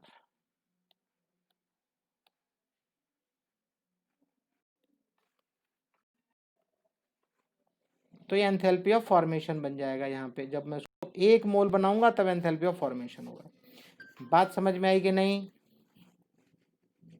बोलो, क्लियर है? हाँ, अच्छा, हाँ एक चीज़ और ध्यान देंगे हम लोग। मैं अभी स्टैंडर्ड बात बताने जा रहा हूँ, बहुत ही सिंपल चीज़ है, समझना आपको। ये बता रहा था कैल्शियम ऑक्साइड और कार्बन डाइऑक्साइड मिल के जब कैल्शियम कार्बोनेट बनाते हैं तो इतनी हीट निकलती है। हीट निकलने का मतलब है हीट इवॉल्व होती है, एटमॉस्फेयर में जाती है। अब अगर मैं रिएक्शन, उल्टे रिएक्शन की बात करूं कि भाई मैं कैल्शियम कार्बोनेट को डिकम्पोज करना चाहता हूं, इधर की लेफ्ट साइड में रिएक्शन होनी चाहिए। मतलब कहने का मतलब ये रिएक्टेंट है, मान लो कैल्शियम कार्बोनेट, और क्या बना रहा है, कैल्शियम ऑक्साइड प्लस CO2। अगर ऐसा बनना है तो याद रखना ये एनर्जी रिवर्स हो जाएगी। जितनी एनर्जी मिल रही थी 178.3, क्या हो जाएगी? ओहो, ये गलती पता है क्या हुई है, छापने वाले ने ये लिख दिया, देखो, है ना। हाँ, वही छाप दिया उसने गलती से। चलो कोई बात नहीं, आप लोग ठीक कर लेना। तो क्या बता रहा है यहाँ पे कि अगर ऐसी रिएक्शन दोबारा करोगे, उल्टी करते हो, तो ये रिएक्शन पॉजिटिव हो जाएगी, एंडोथर्मिक हो जाएगी। अब अगर आप कैल्शियम कार्बोनेट को डिकम्पोज करोगे तो आपको हीट देनी पड़ेगी, तब जाके वो कैल्शियम ऑक्साइड और कार्बन डाइऑक्साइड बनेगी। बात समझ में आई कि नहीं? देखो यहाँ पे कैल्शियम कार्बोनेट को डिकम्पोज करते हो, कैल्शियम ऑक्साइड और कार्बन डाइऑक्साइड बनती है। तो यहाँ पे बोलता है एंथैल्पी ऑफ रिएक्शन बताओ क्या होगी। तो एंथैल्पी ऑफ रिएक्शन जो भी उधर माइनस थी, क्या हो गई देखो, बहुत बढ़िया से समझाने की कोशिश कर रहा है, मैं आपको उल्टा समझाऊंगा, जल्दी समझ में आ जाएगा। देखो यहाँ पे 178.3 आया पॉजिटिव के नहीं, ये देखो ये एंथैल्पी ऑफ रिएक्शन आ रहा है, ये एंथैल्पी ऑफ रिएक्शन कितना है, दोनों एक दूसरे का क्या नेगेटिव है एक दूसरे का, अरे बोलो यार, हाँ नेगेटिव है। कैसे आया ये, यहाँ पे अलग अलग बताएगा कि अगर आपको अलग अलग वैल्यूज दे दी जाए तो आप कैसे निकालोगे। तो मैंने आपको बता भी रखा है एंथैल्पी ऑफ रिएक्शन कैसे करते हैं, प्रोडक्ट की यहाँ पे लिखो और फिर रिएक्टेंट को उसमें से माइनस कर दो। और यहाँ पे जो ये तो एंथैल्पी ऑफ फॉर्मेशन है, ये भी एंथैल्पी ऑफ फॉर्मेशन है, और ये A1 A और B ये कोफिशिएंट है, जो स्टोइकोमेट्रिक कोफिशिएंट होते हैं ना, ये वो है, कभी 2 मोल बनेगा, 1 मोल बनेगा, 3 मोल बनेगा ना, अकॉर्डिंगली उसका नंबर आप चेंज करेंगे। तो यहाँ पे भी वो यही बता रहा है कि एंथैल्पी ऑफ रिएक्शन अगर लिख रहे हो ध्यान से देखना, यहाँ तो एंथैल्पी ऑफ रिएक्शन है यहाँ, लेकिन और साथ में यहाँ बोल रहा है एंथैल्पी ऑफ रिएक्शन और एंथैल्पी ऑफ फॉर्मेशन है, दोनों इक्वल हो रहा है, क्योंकि कैल्शियम ऑक्साइड ये ध्यान देना है, प्रोडक्ट है ये, कैल्शियम ऑक्साइड और कार्बन डाइऑक्साइड दोनों का एंथैल्पी ऑफ फॉर्मेशन आप लिखेंगे। तो लिखने पे आपको क्या क्या मिलता है, देखो ये बीच में नहीं आना चाहिए भाई, ये गलत है, ये लिखा है ना इक्वल टू, ये नहीं है, ये enthalpy of formation of CaO, enthalpy of formation of CO2 minus enthalpy of formation of, फिर यहाँ पे इक्वल लिख दिया, नालायक, CO3। बात समझ में आ रही है। तो आपको यह कैल्शियम ऑक्साइड की इतनी ये है उसकी एंथैल्पी -635.1 और कार्बन डाइऑक्साइड की -393.5 और कैल्शियम कार्बोनेट की 206.09।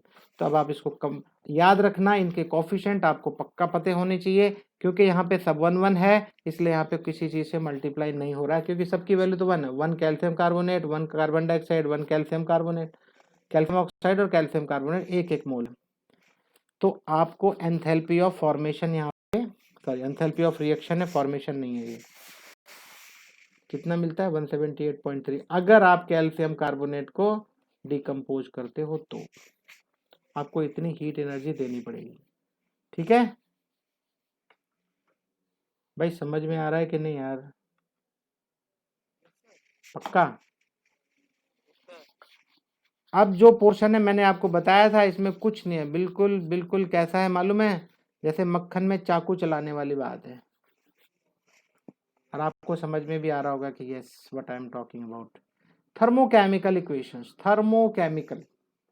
थर्मोकेमिकल इक्वेशन में यहाँ पे जैसे बता रहा है कि मिथनॉल है, ये सर इथनॉल है, इथनॉल जानते हो ना, शराब। तो शराब को, इथनॉल को आप जब ऑक्सीजन के अंदर बर्न करते हो, ऑक्सीजन में बर्न करते हो तो क्या होता है, कार्बन डाइऑक्साइड, वाटर, और आपकी 10th की बुक में ऐसे लिखते थे हीट, है ना, याद करो याद करो। तो वो हीट की जगह पे अब यहाँ पे लिखता है एंथैल्पी ऑफ रिएक्शन इतनी हीट, क्यों, क्योंकि आप अभी 10th क्लास में नहीं हो, आपकी बुक भी आपको बोलती है, पता है, now you are in not in 10th class, इसीलिए ये लिखा जा रहा है, आपको बुक बताती रहती है, लेकिन इसको समझने वाला भी तो चाहिए। तो जब भी आप मिथनॉल, 1 मोल मिथनॉल अगर बर्न करते हो तो आपको इतनी हीट मिलती है, इतने किलो जूल पर मोल। तो आई होप ये तो बात समझ में आ गई होगी, कुछ बताने की जरूरत है ही नहीं इसमें। अब ध्यान देना यहाँ पे क्या बोल रहा है, the above equation describe the combustion of liquid ethanol eight constant temperature and pressure. Constant temperature and pressure पे जब आप बर्न करते हो तो आपको इतना हीट मिलती है। The negative sign of enthalpy change indicate that this is an exothermic reaction. अब आप बोलोगे ये क्या बात बताने की चीज है, कितनी बार बताओगे। It would be necessary to remember the following convention regarding thermochemical equation। ये आपको याद रखना है, याद क्या रखना है, आपको मालूम है यार, सब पता है, यू नो इट। क्या है, चलो चलो देखते हैं। अच्छा, आप लोगों को कुछ ब्रेक व्रेक चाहिए होगा तो बता दिया करो। अरे सुन रहे हो, कभी ब्रेक, कभी कुछ ब्रेक 5 मिनट, 5 मिनट से ज़्यादा नहीं, बस अपना टॉयलेट चले जाओ, पानी वानी पी लो, कुछ खा पी लो। अब आप ये मत बोलना मैं 5 मिनट में क्या खाऊंगा, अगर ब्रेक लेना हो तो बता देना, नहीं तो मैं आगे बढ़ रहा हूँ। अब ध्यान देना, तो ये कुछ कन्वेंशन बता रहा है, याद रखना। क्या बता रहा है बोलो? बोलता है the coefficient in a balance thermochemical equation refer to the number of moles. Number of moles को रेफर करता है। तो क्या बात मैंने बताई नहीं आपको? हमेशा बताई, नेवर मॉलिक्यूल। मॉलिक्यूल मत बोलना, हमेशा थर्मोडायनेमिक्स जब पढ़ रहे हो तो always you should talk about moles, some quantity, some coefficient. Molecule थोड़ी गिन पाओगे यार। आप नॉर्मल रिएक्शन की बात करते हो तो चलेगा, लेकिन जब थर्मोडायनेमिक्स की भाषा में बात करनी है तो पर मोल की बात करता है हमेशा। इसलिए मॉलिक्यूल मत बोलना, मोल्स बोलना always, of reactant and products involve in the reaction. Clear? दूसरी बात, the numerical value of delta H R, मतलब डेल्टा एच आर मतलब, या डेल्टा आर एच मतलब एंथैल्पी ऑफ रिएक्शन। हाँ, refers to the number of moles of substances specified by an equation. याद रखना, अगर आपके पास नंबर ऑफ मोल वेरी करते हैं तो आप डेल्टा आर एच लिखेंगे, लेकिन अगर एक ही मोल बनेगा, जैसे यहाँ पे था एच बी आर, यहाँ देखो जहां मैं पेन चला रहा हूँ, यहाँ एच बी आर के लिए उसने क्या किया, सबको हाफ हाफ कर दिया था, तब जाके उसको एंथैल्पी ऑफ फॉर्मेशन मिलता है, जब आपका प्रोडक्ट 1 मोल बन रहा है। तो याद रहे, एंथैल्पी ऑफ फॉर्मेशन के लिए 1 मोल जरूरी है, एंथैल्पी ऑफ रिएक्शन के लिए जरूरी नहीं है। एंथैल्पी ऑफ रिएक्शन में मोल सामने लिखा रहेगा, पता रहेगा। तो standard enthalpy change, that is enthalpy of reaction, will have units as kilojoule per mole. ठीक है, और क्या बता रहा है भाई?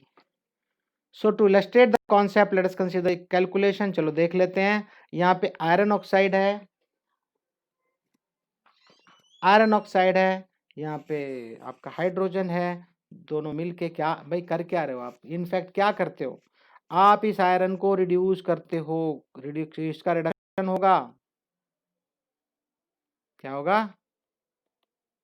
रिडक्शन होना है, मेटल को रिड्यूस करना है, मेटल को प्योर फॉर्म में लेके आना है, तो ऑक्सीजन को हटाना पड़ेगा, और ऑक्सीजन को हटाने को क्या बोलते हैं? रिडक्शन नहीं बोलते?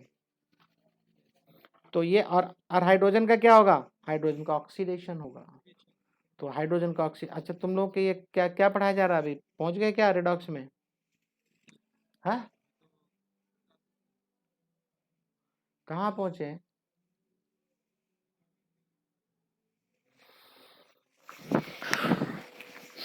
चलो ठीक है,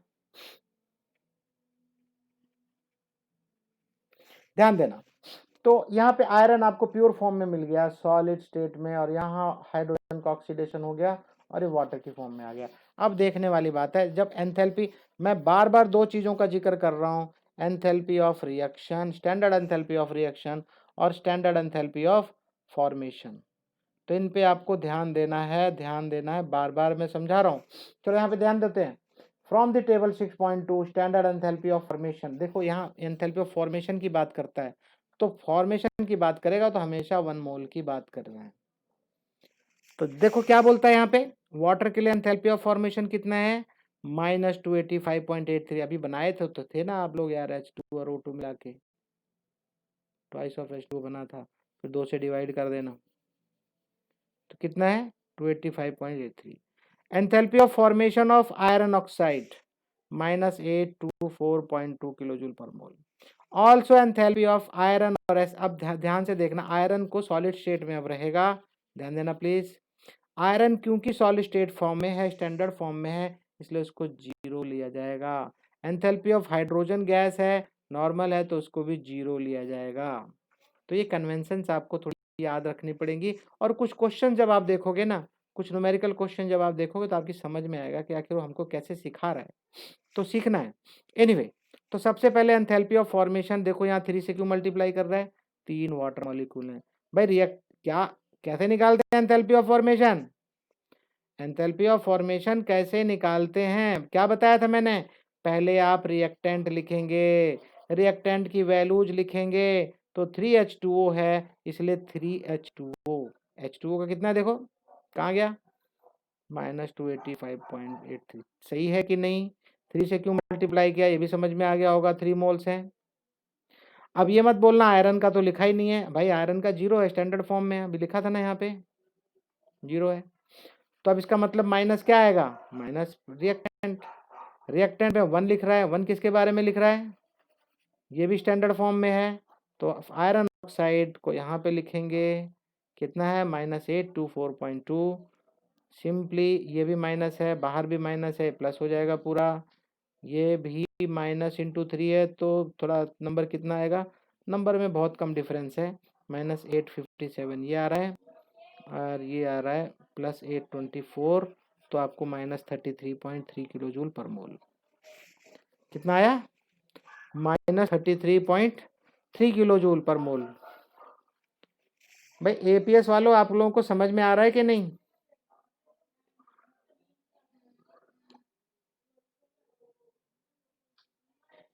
त्रिविक्रम, क्या भाई, क्या हो कि नहीं इधर यार?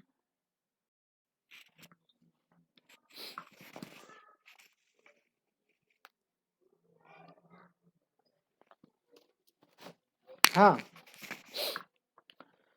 समझ में क्लैरिटी है कि नहीं, पहले बताओ मुझे।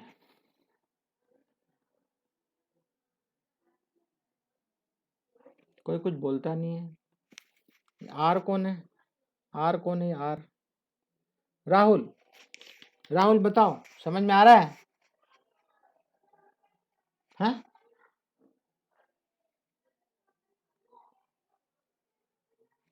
नेट चला गया क्या? मैं क्लियर है, अगर रोज पढ़ रहे हो ना, अगर आप रोज नहीं पढ़ रहे हो तो गलत बात है, गलत गलत काम मत करना। मुझे उम्मीद है तुम अच्छा पढ़ रहे हो, ठीक है ना? भरोसे को मत तोड़ो और बढ़िया पढ़ो। आर कौन है, आर रक्षित, रक्षित तो थोड़ा सा काम कर लेता है, एक आधा पेज बस हो गया, खाने कमाने के लिए बहुत है। क्यों रक्षित, रक्षित, सुधांशु को तो समझ में आ गया कि पढ़ना है, रक्षित तुम्हें कब समझ में आएगा? जरा अपना मुखड़ा दिखाओ रक्षित। चलो, ये राहुल है, रक्षित कहाँ गया? दोनों आ रहे हैं यार, रक्षित कहाँ गया भाई? अपना कैमरा ऑन करो, ये रहा, रक्षित कैमरा ऑन करो भाई।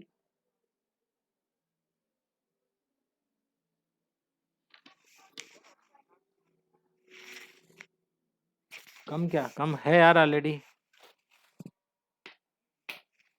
यार तुझे दिख जाता है, मुझे दिखता नहीं है।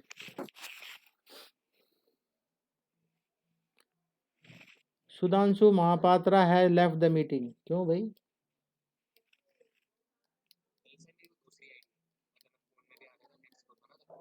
अच्छा अच्छा, वो लिख के आता है मेरे पास। इसको रक्षित को बोलो भाई, आ क्यों नहीं रहा? रक्षित क्या तकलीफ है? हाँ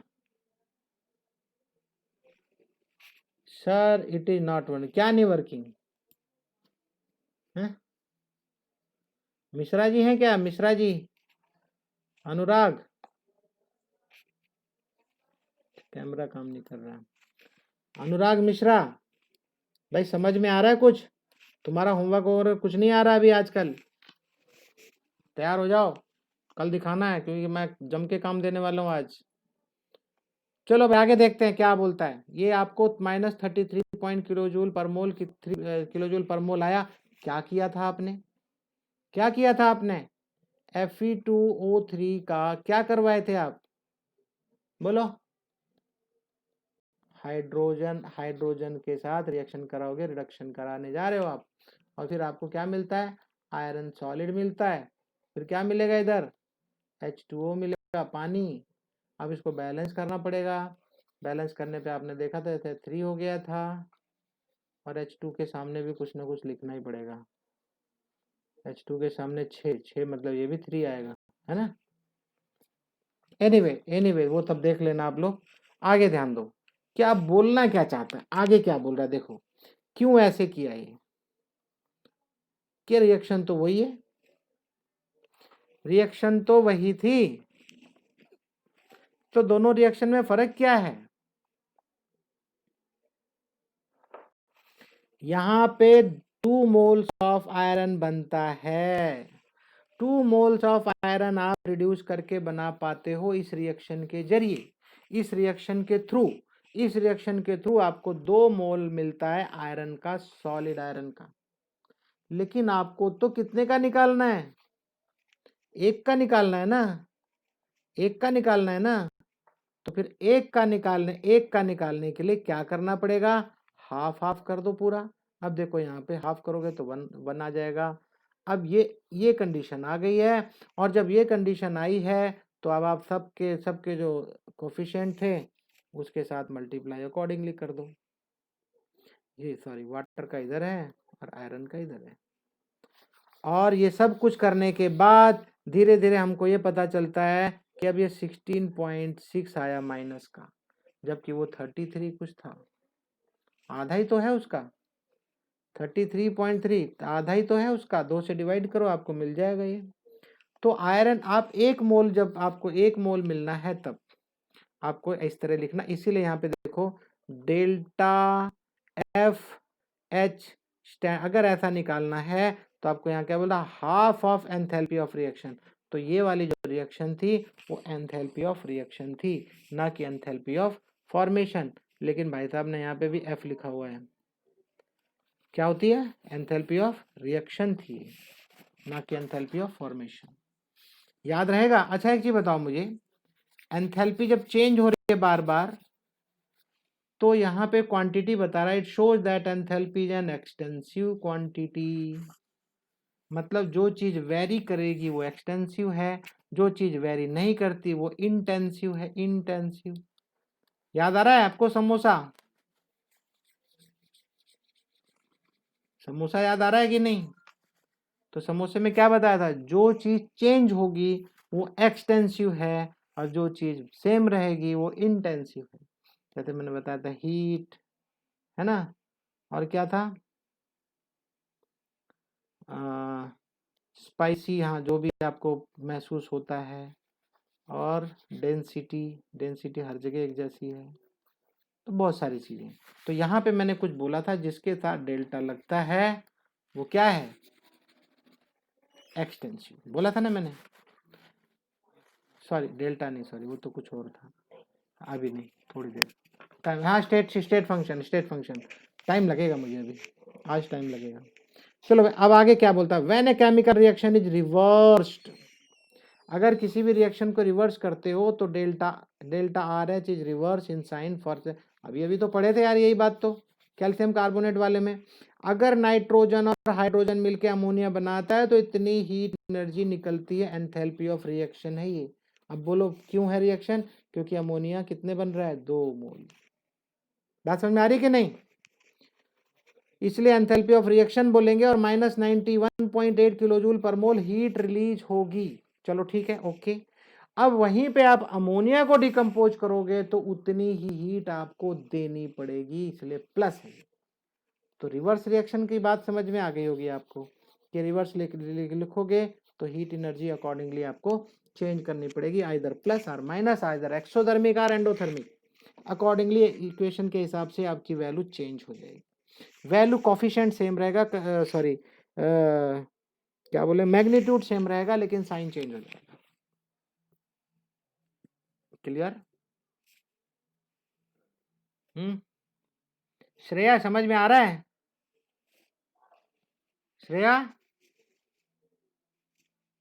श्रेया का तो माइक भी गया हुआ है।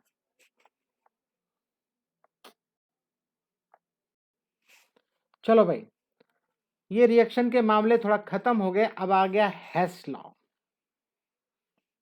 कौन सा लॉ? अरे बोलो यार। हेस लॉ, हेस लॉ पढ़ा दिया गया आपको नूपुर?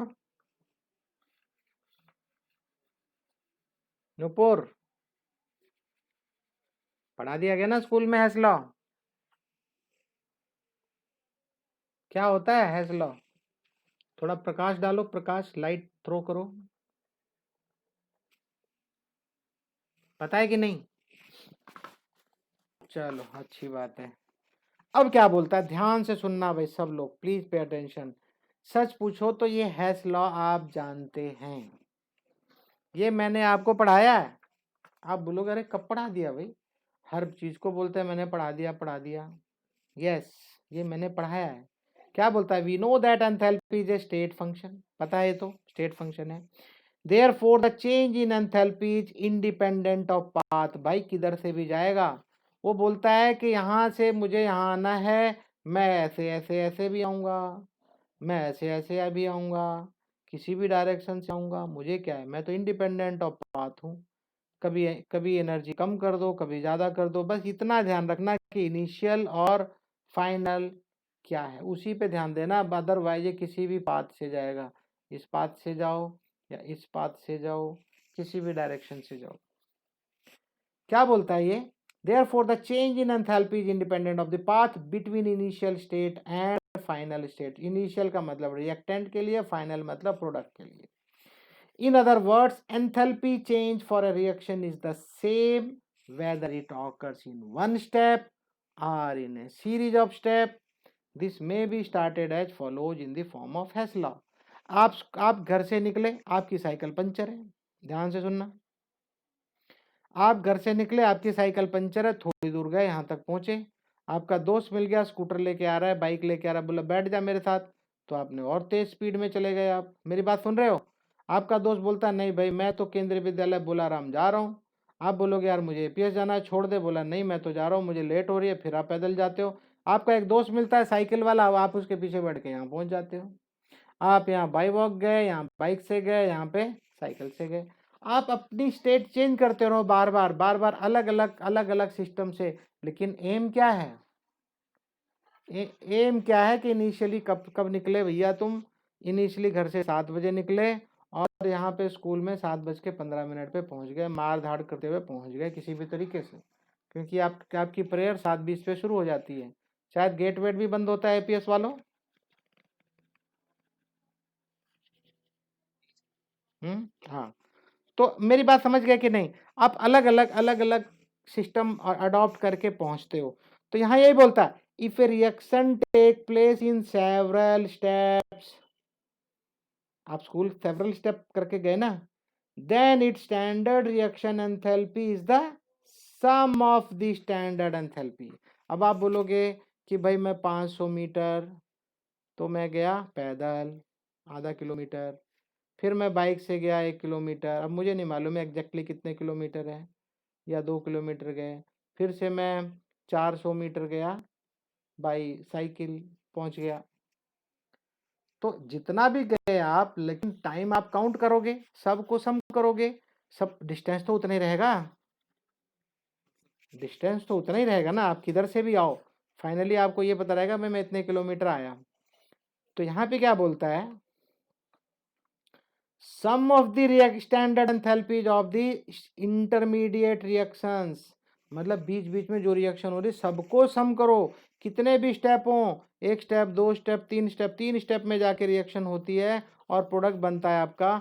तो आपको क्या करना है, तीनों स्टेप को काउंट करना है, कितनी हीट कभी कभी रिलीज होगी, कभी क्या होगी, गेन करेगी। ध्यान से सुनना, कभी कभी डेल्टा एच जो है आपका नेगेटिव रहेगा, कभी कभी किसी स्टेट में पॉजिटिव भी रहेगा, सबको सम कर दो।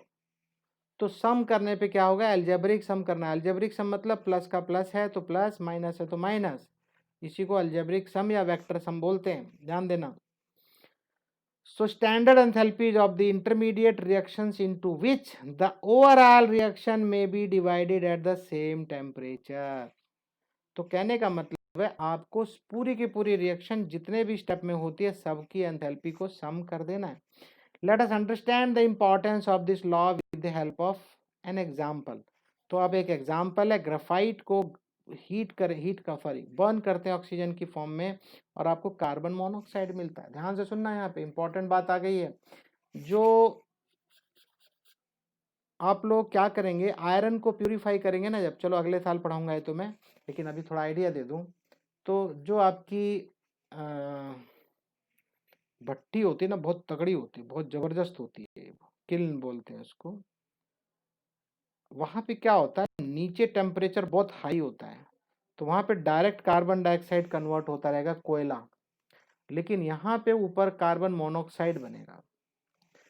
अच्छा, कार्बन से कार्बन मोनोऑक्साइड बनता है ऑक्सीजन के साथ मिलके, और फिर कार्बन से ऑक्सीजन के साथ मिलके कार्बन डाइऑक्साइड भी मिलता है, और यही कार्बन डाइऑक्साइड वापस कार्बन डाइऑक्साइड ऑक्सीजन के साथ मिलके कार्बन डाइऑक्साइड बनता है। मतलब कार्बन डाइऑक्साइड तो बनना ही है। ये 2 स्टेप में बनता है, पहले कार्बन, फिर कार्बन से carbon dioxide, sorry carbon monoxide, और फिर कार्बन मोनोऑक्साइड से कार्बन डाइऑक्साइड। और ज्यादा हीट मिल जाती है इसको तो बहुत जल्दी कार्बन ऑक्सीडाइज होके फटाफट CO2 बनाता है। तो यहाँ पे 2 स्टेप बता रहा है, तो दोनों स्टेप में अब ये ऊपर के पोर्शन में CO क्यों बना और नीचे के पोर्शन में CO2 क्यों बना? Reason behind heat. हीट बहुत ज्यादा मिलती है लोअर पोर्शन में उसमें, तो इसलिए वो CO2 डायरेक्ट बन जाता है। और अपर पोर्शन में क्या होता है, CO बनता है। तो पहले CO बन जाएगा, फिर ऑक्सीजन के साथ मिलके CO2 बनेगा। तो ये एक तो डायरेक्ट स्टेप से CO2 बनता है, और दूसरे में क्या बनता है, 2 स्टेप में। पहले में जो कार्बन है मतलब ग्रेफाइट है वो बर्न होगा, पहले कार्बन मोनोऑक्साइड बनेगा और फिर कार्बन मोनोऑक्साइड बन होके कार्बन डाइऑक्साइड बनाएगा। ये छोटी सी बात पहले बताओ समझ में आई कि नहीं, जो मैं बताना चाह रहा हूँ। इनफैक्ट ये आगे जो क्योंकि आप खुद पढ़ोगे तो समझ में नहीं आएगा। कुछ बोलो भाई, भाई समझ में आ रहा है कि नहीं? सब लोग हो, समझ में आ रहा है? मुझे ऐसे लग रहा है कि जैसे मैं जबरदस्ती तुम्हारी गर्दन पकड़ के पढ़ा रहा हूँ, पता नहीं ऐसा फील सा हो रहा है मुझे। बिल्कुल भी आप लोगों के चार्म नहीं है यार, मजा नहीं आ रहा। चलो 2 दिन में खत्म कर दे रहा हूँ। मुझे डर ये है कि हाकिम पेट वाले तो पढ़ रहे हैं, APS वाले अगर नहीं पढ़ेंगे तो प्रॉब्लम में आ जाएंगे। मुझे डर है कुछ बच्चे सोचेंगे छोड़ो यार मेरे एग्जाम में तो नहीं आ रहा, मैं नहीं पढ़ूंगा। ऐसी गलती मत करना प्लीज। तो ग्रेफाइट को जैसे आप बर्न करते हो ऑक्सीजन में तो आपको कार्बन डाइऑक्साइड मिलता है, डेल्टा RH यहाँ पे पूछ रहा है। आगे बोलता है although carbon monoxide is a major product, some carbon dioxide gas is always produce in this reaction. बता रहा है इस रिएक्शन में कार्बन के साथ में जब हम ऑक्सीजन के साथ बर्न करते हैं तो कार्बन डाइऑक्साइड के अलावा कार्बन मोनोऑक्साइड के अलावा कार्बन डाइऑक्साइड भी बनता है। Always it is produce. Therefore, we cannot measure enthalpy change for the above reaction directly। तो हम इसको डायरेक्टली नहीं कर सकते क्योंकि जो कार्बन डाइऑक्साइड बने उसका क्या करेंगे फिर, ठीक है ना? तो वो भी तो हीट लेके बना है। आगे क्या बोलता है, however if we can find some other reactions involving related species it is possible to calculate the enthalpy change for the above reaction। अब हम क्या करेंगे, अलग अलग टुकड़े करके पढ़ेंगे। तो कार्बन को ऑक्सीजन में बर्न करके पहले कार्बन डाइऑक्साइड बनेगी तो कितनी हीट इवॉल्व होगी, 393.5 किलो जूल। ध्यान देना अभी प्लीज, पे अटेंशन। अगर ध्यान नहीं दिया ऊपर तो एक बता रहा है कि अगर कार्बन को डायरेक्ट गर्म करेंगे, सॉरी बर्न करेंगे, तो कार्बन डाइऑक्साइड इतनी हीट रिलीज होगी। रिलीज क्यों होगी, क्योंकि माइनस लिखा हुआ, माइनस मतलब एक्सोथर्मिक। ओके हाँ। अब उसके बाद बोलता है अब अगर यहाँ पे पहले वाले केस में देखो, अगर इसमें यहाँ पे तो आपने क्या बनाया था, कार्बन को बर्न किया था तो कार्बन मोनोऑक्साइड बन गया था। अब बता रहा है लेकिन अब जो कार्बन मोनोऑक्साइड अगर है हमारे पास, ऑक्सीजन में बर्न कर देते हैं तो कार्बन डाइऑक्साइड बनता है, तो इसमें थोड़ी सी कम हीट निकलती है, -283.0। क्यों कम निकली पता है? आप एक चीज बताओ मुझे, आप जाओ किधर से भी, जाना तो कार्बन डाइऑक्साइड के पास ही है। तो इसका मतलब ये वाली रिएक्शन जब 2 स्टेप में हुई है तो इसका मतलब टोटल हीट कितनी निकलनी चाहिए, तो 393.5। इसका मतलब अगर इसमें कम निकली है तो इसका मतलब ये है कि जब एक कार्बन मोनोऑक्साइड बना है तो उतनी इसका जो डिफरेंस है उतनी हीट यहाँ से निकलेगी। चलो देख लेते हैं कितना बनता है, 283.050,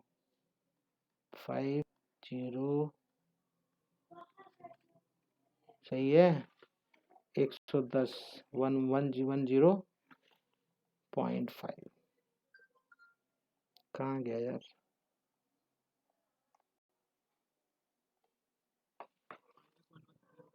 बात समझ में आई कि नहीं? मेरे ख्याल से समझ तो गए होगे मैं क्या बोलना चाह रहा हूँ। भाई अगर आप एक चीज बताओ मुझे, आप कितने स्टेप में गए? मैंने बताया था ना, आप पहले पैदल गए, फिर बाइक से गए, फिर साइकिल से गए।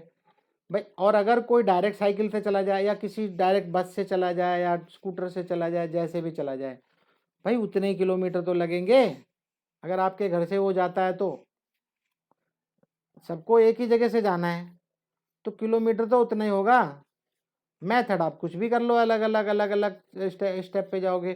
तो यहाँ पे पहले स्टेप में क्या करता है, ये कार्बन मोनोऑक्साइड बनाता है और फिर कार्बन मोनोऑक्साइड, ये बैलेंस नहीं कर रहा हूँ भाई, ये बैलेंसिंग के चक्कर मत पड़ना। कार्बन मोनोऑक्साइड को फिर मैं कार्बन डाइऑक्साइड में बना देता हूँ। और अगर मैं एक स्टेप में डायरेक्ट ये बने तो इसका मतलब इस स्टेप में जो हीट एनर्जी लगेगी, इस स्टेप में जो हीट एनर्जी लगेगी प्लस कर दो, तो ये डायरेक्ट वाली में उतनी ही हीट एनर्जी लगेगी। इसी को हेस लॉ बोलते हैं।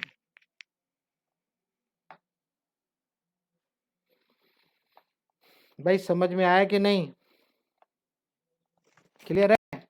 चिंता मत करो, थोड़ी देर में छोड़ दूंगा, थोड़ी देर में। अरे यार 9 बज गए भाई। कल से जो है ना, सुनो एक मिनट, मैं आप लोगों से बात कर लूँ। रिटर्न ये क्या बोलता है, एंथैल्पी ऑफ कंबशन। कंबशन मतलब कभी किसी को बर्न करते हैं जब, तो सी लिख देते हैं। और ज़्यादातर ऐसी रिएक्शन कैसी होती है, एक्सोथर्मिक होती है, ठीक है ना। तो ये सब आप पढ़ लेना, पढ़ने का मन करे तो। या देखो आपके घर में कुकिंग गैस है, कुकिंग गैस मैं बताता हूँ ना, ब्यूटेन होती है C4H10। बोलो, आपके घर में जो कुकिंग गैस है क्या है, ब्यूटेन है।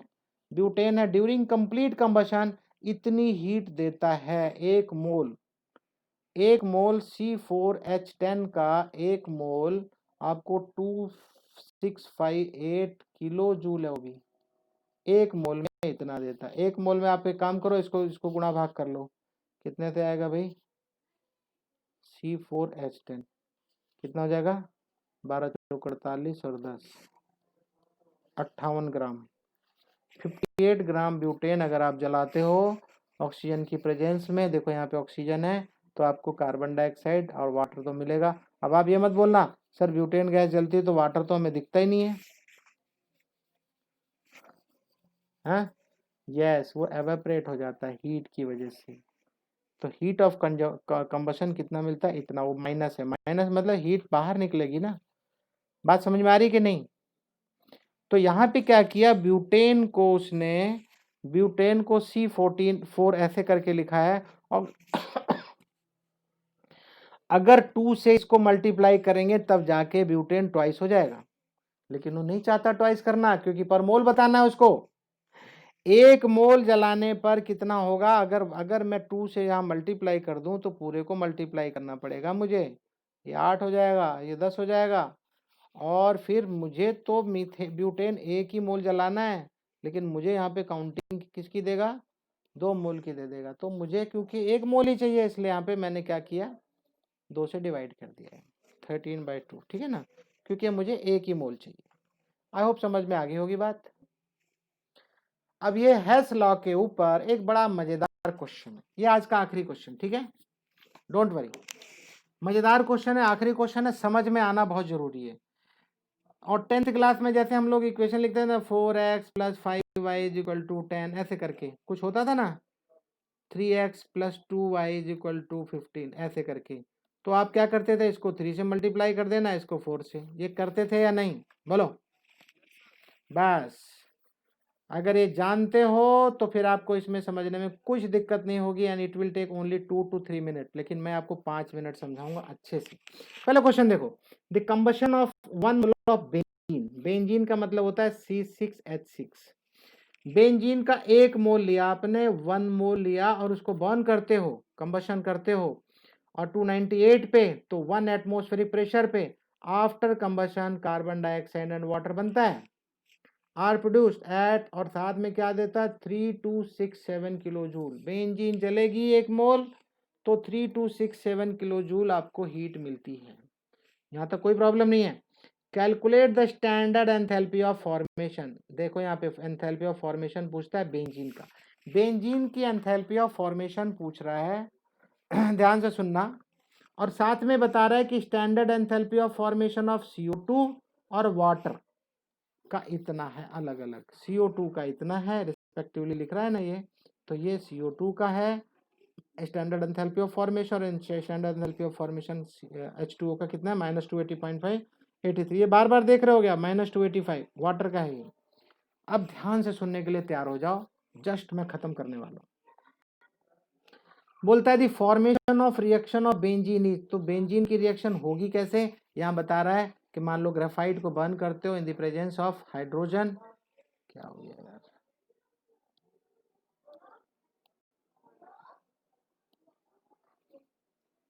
आप लोग बाहर की आवाज से डिस्टर्ब तो नहीं हो रहे हो? हाँ, एक्चुअली बाजू में शादी है 26 या 25 तारीख को, थोड़ा शोर रहता है। एनीवे कोई बात नहीं, हम उसे डिस्टर्ब नहीं होने वाले। 6 mole of carbon, 3 mole of hydrogen, क्या बनता है C6H6। और यहाँ पे एंथैल्पी ऑफ फॉर्मेशन बोलता है कितनी होगी, ये तो निकालना है। ठीक है, निकालना है, ओके, निकालना है तो ओके, ठीक है, यहाँ हम करेंगे काम को। लेकिन रुको, हेस लॉ कैसे लगाएंगे? तो सबसे पहले तो एंथैल्पी ऑफ कंबशन जो कि उसने गिवन कंडीशन है कि 1 मोल बेंजीन जब आप बर्न करते हो in the presence of oxygen तो आपको कार्बन डाइऑक्साइड, अब देखो इसको 1 मोल रखना है, इसलिए यहाँ पे ऑक्सीजन को 15/2 लिखा है। अदरवाइज ऐसे लिखते क्या, हम ऐसे लिखते C6H6 plus 15O2 gives 12 CO2 plus 6H2, ऐसे लिखना था मुझे। लेकिन मुझे तो एक ही बेंजीन बर्न करना है, एक ही मोल। अब मुझे जब 1 मोल करना है तो मैं सबको 2 से डिवाइड करूंगा। 2 से इसको डिवाइड किया, 2 से इसको डिवाइड किया, 2 से इसको, 2 से इसको। आई होप अब समझ में बात आ गई होगी। और ऐसे ही सवाल आपके टेक्स्ट बुक में बुक के पीछे लिखे हैं और आज मैं होमवर्क दे रहा हूँ और पढ़ा भी मैं इसे ले रहा हूँ क्योंकि मुझे इसका होमवर्क चाहिए। तो इतने किलो जूल आपको हीट एनर्जी देगा, कब? जब बेंजीन को 1 मोल बेंजीन को बर्न करते हो in the presence of oxygen, carbon dioxide water तो देगा ही देगा, साथ में इतनी हीट भी देगा। ये पहली रिएक्शन हो गई और ये शायद गिवन है, गिवन है, हाँ 3267, ठीक है ना। और बाकी अभी कार्बन डाइऑक्साइड और वाटर की दी हुई है। चलो आगे देखते हैं। The enthalpy of formation of 1 mole of CO2, तो CO2 कैसे बनेगा? कार्बन को बर्न करेंगे ऑक्सीजन में तो कार्बन डाइऑक्साइड बनेगा, इतने मोल ऑफ फॉर्मेशन है, -393.5 किलो जूल पर मोल, क्लियर। और एंथैल्पी ऑफ वाटर क्या है? हाइड्रोजन और हाफ O2। अब आप ये मत बोलना हाफ O2 क्यों लिया है, अरे भाई एक ही मोल बनाना बस वाटर का, तो एक ही मोल बनाना है तो H तो 2 चलेगा लेकिन ऑक्सीजन का 1 होना तो मतलब हाफ O2, इसीलिए क्या होगा ये -280। हाँ, इस चीज को ध्यान में रख के एक मोल के बारे में जरूर सोचो। अब एक चीज बताओ मुझे, अब ध्यान से सुनने वाली बात आ गई है यहाँ पे, नहीं तो आपकी समझ में नहीं आएगा। अब आप मुझे बताएंगे, अगर मैं इस रिएक्शन को पकड़ूं, ध्यान से सुनना, इस रिएक्शन को अगर मैं पकड़ता हूं तो कितने कार्बन डाइऑक्साइड हैं और कितने वाटर हैं? ठीक, बस बस बस, ठीक है। तो वाटर वाले केस में क्या करना, द एंथैल्पी ऑफ फॉर्म, ये तो हो गया। अब ये बोलता है मल्टीप्लाइंग इक्वेशन 3/6, 3 वाली ये रही, 3 वाली किसकी है? Carbon dioxide. कार्बन डाइऑक्साइड को 6 से क्यों मल्टीप्लाई करना है? क्योंकि भैया मेरी इस इक्वेशन में 6 कार्बन डाइऑक्साइड चाहिए, तो जब 6 से मल्टीप्लाई करोगे तो -393.5 को 6 से मल्टीप्लाई करना पड़ेगा, तब आपको कार्बन डाइऑक्साइड के 3 मोल्स की कंबशन मिलेगा, एंथैल्पी ऑफ फॉर्मेशन उतना मिलेगा, क्योंकि 6 मोल यहां बन रहा है। अरे बोलो। और फिर उसके बाद 3 मोल्स ऑफ वाटर हो गया, तो 3 मोल ऑफ वाटर के लिए यहाँ पे बोलता इक्वेशन 4 को 3 से मल्टीप्लाई करो, तो ये रहा, ये इसको 3 से मल्टीप्लाई करो, कोई बात नहीं कर देंगे भाई। तो इसको देखो 6 से किया और देख रहे हो ना 6 कार्बन डाइऑक्साइड है, तो 6 कार्बन डाइऑक्साइड है तो इतना कार्बन डाइऑक्साइड का है, तो 1 मिनट यार, हाँ ठीक है। तो ये देखो कितना हो गया 6 से मल्टीप्लाई करने पे, इसको 3 से मल्टीप्लाई किया, 3 है ना वाटर मॉलिक्यूल, ये बड़ा बना दिया यार, ये बड़ा बना दिया, आपको इतना बड़ा नहीं लिखना है, परेशान नहीं होना, सीधा दिखाई दे रहा है, 3 से मल्टीप्लाई करो इतना आ गया और इसको 6 से मल्टीप्लाई किया इतना आ गया, खत्म। अब बोलता है, ध्यान से सुनना प्लीज, इतना बड़ा आपको नहीं लिखना, आपको समझाने के लिए इतना सब कुछ कर रहा है। तो अब यहाँ पे बोलता है वाटर के लिए -857 हो गया। अब बोलता है summing up the above 2 equation, अब दोनों इक्वेशन को सम कर दो। भाई दोनों इक्वेशन कैसे बनी थी? कार्बन को ऑक्सीजन की फॉर्म में क्या किया था? बर्न किया था, तो आपको कार्बन डाइऑक्साइड और वाटर दोनों मिल रहा था, तो दोनों को सम कर दो। हेस लॉ यही तो बोलता है, हेस लॉ तो यही बोलता है ना, दोनों को सम कर दो, इतना आ गया सम करने पे। इतना सम करने पे आ गया, मतलब यहाँ पे आपके राइट साइड में जो थी इक्वेशन, ध्यान दो अभी थोड़ा पहले दिखा दूं तो आपको समझ में आ जाएगा।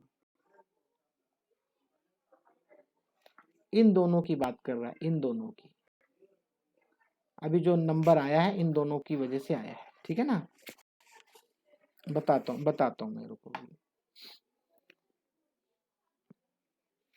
तो ये एंथैल्पी ऑफ फॉर्मेशन आ गया, इतना आ गया, समझ में आ गया। अब बोलता है रिवर्सिंग द इक्वेशन 2। इक्वेशन 2 हमारी ये थी, मैंने क्या किया था, पहले सीधी इक्वेशन लिखो, बेंजीन को ऑक्सीजन में बर्न किया, 1 मोल ऑफ बेंजीन को ऑक्सीजन में बर्न किया था, तो रिएक्शन ऐसे आई थी 6 mole of carbon dioxide and 3 mole of water, ऐसे था रिएक्शन। अब बोलता है रिवर्स करो, रिवर्स करेंगे तो ये एंथैल्पी ऑफ फॉर्मेशन बनने जा रहा है। आप देख लो क्या होने जा रहा है, क्या होने जा रहा है, एंथैल्पी ऑफ फॉर्मेशन। भाई इसकी बात करना है ना, अभी तो बर्न कर रहे थे, अब इसकी फॉर्मेशन करेंगे तो क्या होगा, तो ये CO2 और ये मिला के 3 2 6 7 है, adding equation 5 and 6 we get, तो 5 एंड 6 को इसको ऐड करने पे ये इतना मिलता है आपको -48। कितना ज्यादा, वैसे देख भी लो ना अभी यार, ये दोनों देखो कितना ज्यादा है, देखो 3218 3267, ये साफ साफ दिखाई दे रहा है 3218। डेसिमल ओमेसिमल में नहीं लगा रहा हूँ, मैं सीधे लिख रहा हूँ भाई, देख लो यहाँ पे डेसिमल वगैरह लगेगा, 17 में से 8 गए 9, तो वो हाँ वो आ जाएगा, वो 8 आएगा यहाँ पे, और 51 यहाँ पे आएगा, फिर यहाँ पे 5 5 में से गया 4, बाकी सब 0 0, तो 48 पॉइंट कुछ आ गया, ठीक है ना। तो डिफरेंस है उसकी वजह से बता रहा है, adding the equation 5 and 6 we get, तो ये एंथैल्पी ऑफ फॉर्मेशन ऑफ किसका है, ये किसका है, बेंजीन का। आप इसको इतना बड़ा करने की जरूरत नहीं है, और साफ साफ दिखाई दे रहा है, माइनस करो खत्म। क्योंकि इसको आप करने क्या जा रहे हो, ये किसको किसको ऐड कर रहे हो, 5 एंड 6 को। 5 एंड 6 क्या है, ये 5 और ये 6, 6 में इतना आ रहा है, क्यों किया ऐड, क्यों किया ऐड, क्योंकि आपको बताना है ये इसकी वजह से तो हो ही रहा है। अब साथ में रिवर्स किया था इक्वेशन को, तब आपको क्या क्या चाहिए, आपको तो सिर्फ बेंजीन चाहिए, सिर्फ और सिर्फ बेंजीन चाहिए। तो अगर आप ऐड करोगे, ध्यान दो भाई, अगर आप ऐड करते हो तो ऐड करने का मतलब है लेफ्ट को लेफ्ट से ऐड करो, राइट को राइट से, ध्यान देना भाई सब लोग। तो एक काम करो, ये लेफ्ट साइड में है, ये राइट साइड में, तो खत्म, ठीक है। 3 मॉलिक्यूल H2 के, 3 मॉलिक्यूल H2 के, खत्म। राइट साइड में CO2, लेफ्ट साइड में CO2, खत्म। तो लेफ्ट साइड में क्या बचा, 3C और 3H2 मिलके 6C एंड 3H2 मिलके ये बेंजीन बनाते हैं, दोनों को ऐड किया, ठीक है ना। तो रिवर्स करेंगे तो उल्टा हो जाएगा, माइनस का प्लस हो जाएगा, इसीलिए क्या हुआ, माइनस का प्लस करके माइनस कर दो, -48 आ गया यहाँ पे। नहीं आया समझ में, ये भाई उल्टा करोगे तो प्लस नहीं हो जाएगा, ये उल्टा करोगे तो, उल्टा करेंगे तो प्लस हो जाएगा, तो प्लस उल्टा करेंगे तो प्लस नहीं होगा, तो प्लस होगा। तो यहाँ पे एक काम करो, 3 2 6 7 जो है वो माइनस है और ये प्लस है, इसलिए जो वैल्यू आएगी वो माइनस आएगी। हो सकता है किसी किसी को कम समझ में आया हो ये वाला क्वेश्चन, इस वाले क्वेश्चन से आप पंगा नहीं ले सकते, चाहे आपको इसको 10 बार समझना पड़े, 10 बार करना पड़े, आपको समझना पड़ेगा, एग्जाम में आना ही आना है। मैंने 2 क्वेश्चन बताए, एक स्विमर वाला और ये क्वेश्चन से आप पंगा नहीं ले सकते, मैं पहले बता दिया हूँ, और आपको आज दे रहा हूँ काम, तबीयत से बैठ के सुबह सुबह जल्दी उठ जाना। कहाँ गया भाई, सिर्फ और सिर्फ टोटल 22 सवाल हैं, बहुत कम सवाल है पता है इस चैप्टर में, और सारे के सारे न्यूमेरिकल क्वेश्चन हैं। देखो यहाँ पे calculate the number of KG necessary molar heat capacity aluminium की दी हुई है, कैलकुलेट एंथैल्पी चेंज, इसको भी करना है, इसको भी करना है, अब तो सवाल ही सवाल करना है आज सब। ये देखो मीथेन वाला केस है, सॉरी क्या बोलते हैं, अमोनिया वाला केस है। ये जो क्वेश्चन अभी अभी मैंने कराया, सुन लो ध्यान से, मैंने आपको 2 ऑप्शन दिए हैं, एक क्वेश्चन जो अभी कराया और एक क्वेश्चन 6.14, ये दोनों क्वेश्चन मोस्ट इंपॉर्टेंट है। एक तो पक्का है, कुछ टीचर सोचते हैं कि चलो यार एग्जाम्पल दे दो, तो एग्जाम्पल में वो क्वेश्चन दे देंगे जो मैंने कराया, और अगर नहीं तो यहाँ पे मिथनॉल बनाने की बात करेंगे। बिल्कुल डिट्टो सवाल है, डिट्टो। इस वाली रिएक्शन को रिवर्स करना पड़ेगा, इसको आपको रिवर्स करना पड़ेगा, क्योंकि इसकी फॉर्मेशन चाहिए आपको। बात समझ आ रही कि नहीं? Calculate standard enthalpy of formation, तो वहां पे बेंजीन का था, तो बेंजीन को राइट साइड में लाना पड़ा था। अभी आपको मिथनॉल को राइट साइड में, तो इसको उल्टा करना पड़ेगा, तो उल्टा करोगे तो प्लस हो जाएगा। बस आप समझ रहे हो, जिसको समझ में आ रहा है वो जानता है। दोनों सवालों को करना, बहुत मजा आ जाएगा। एक सवाल पक्का, तो ज्यादा नहीं, चलो 14 सवाल दे दे रहा हूं, और शुरू के सवाल तो मल्टीपल चॉइस है। आप ऐसे ही कर डालोगे, ऐसे ही बोलोगे अरे ये तो मुझे आता है। पढ़ो तो सही, मजा आ जाएगा आपको। ठीक है, तो क्या मैं करूं, अभी क्लास बंद करूं? क्योंकि बहुत देर हो गई है, हमारे घर वाले भी परेशान हो रहे हैं यार।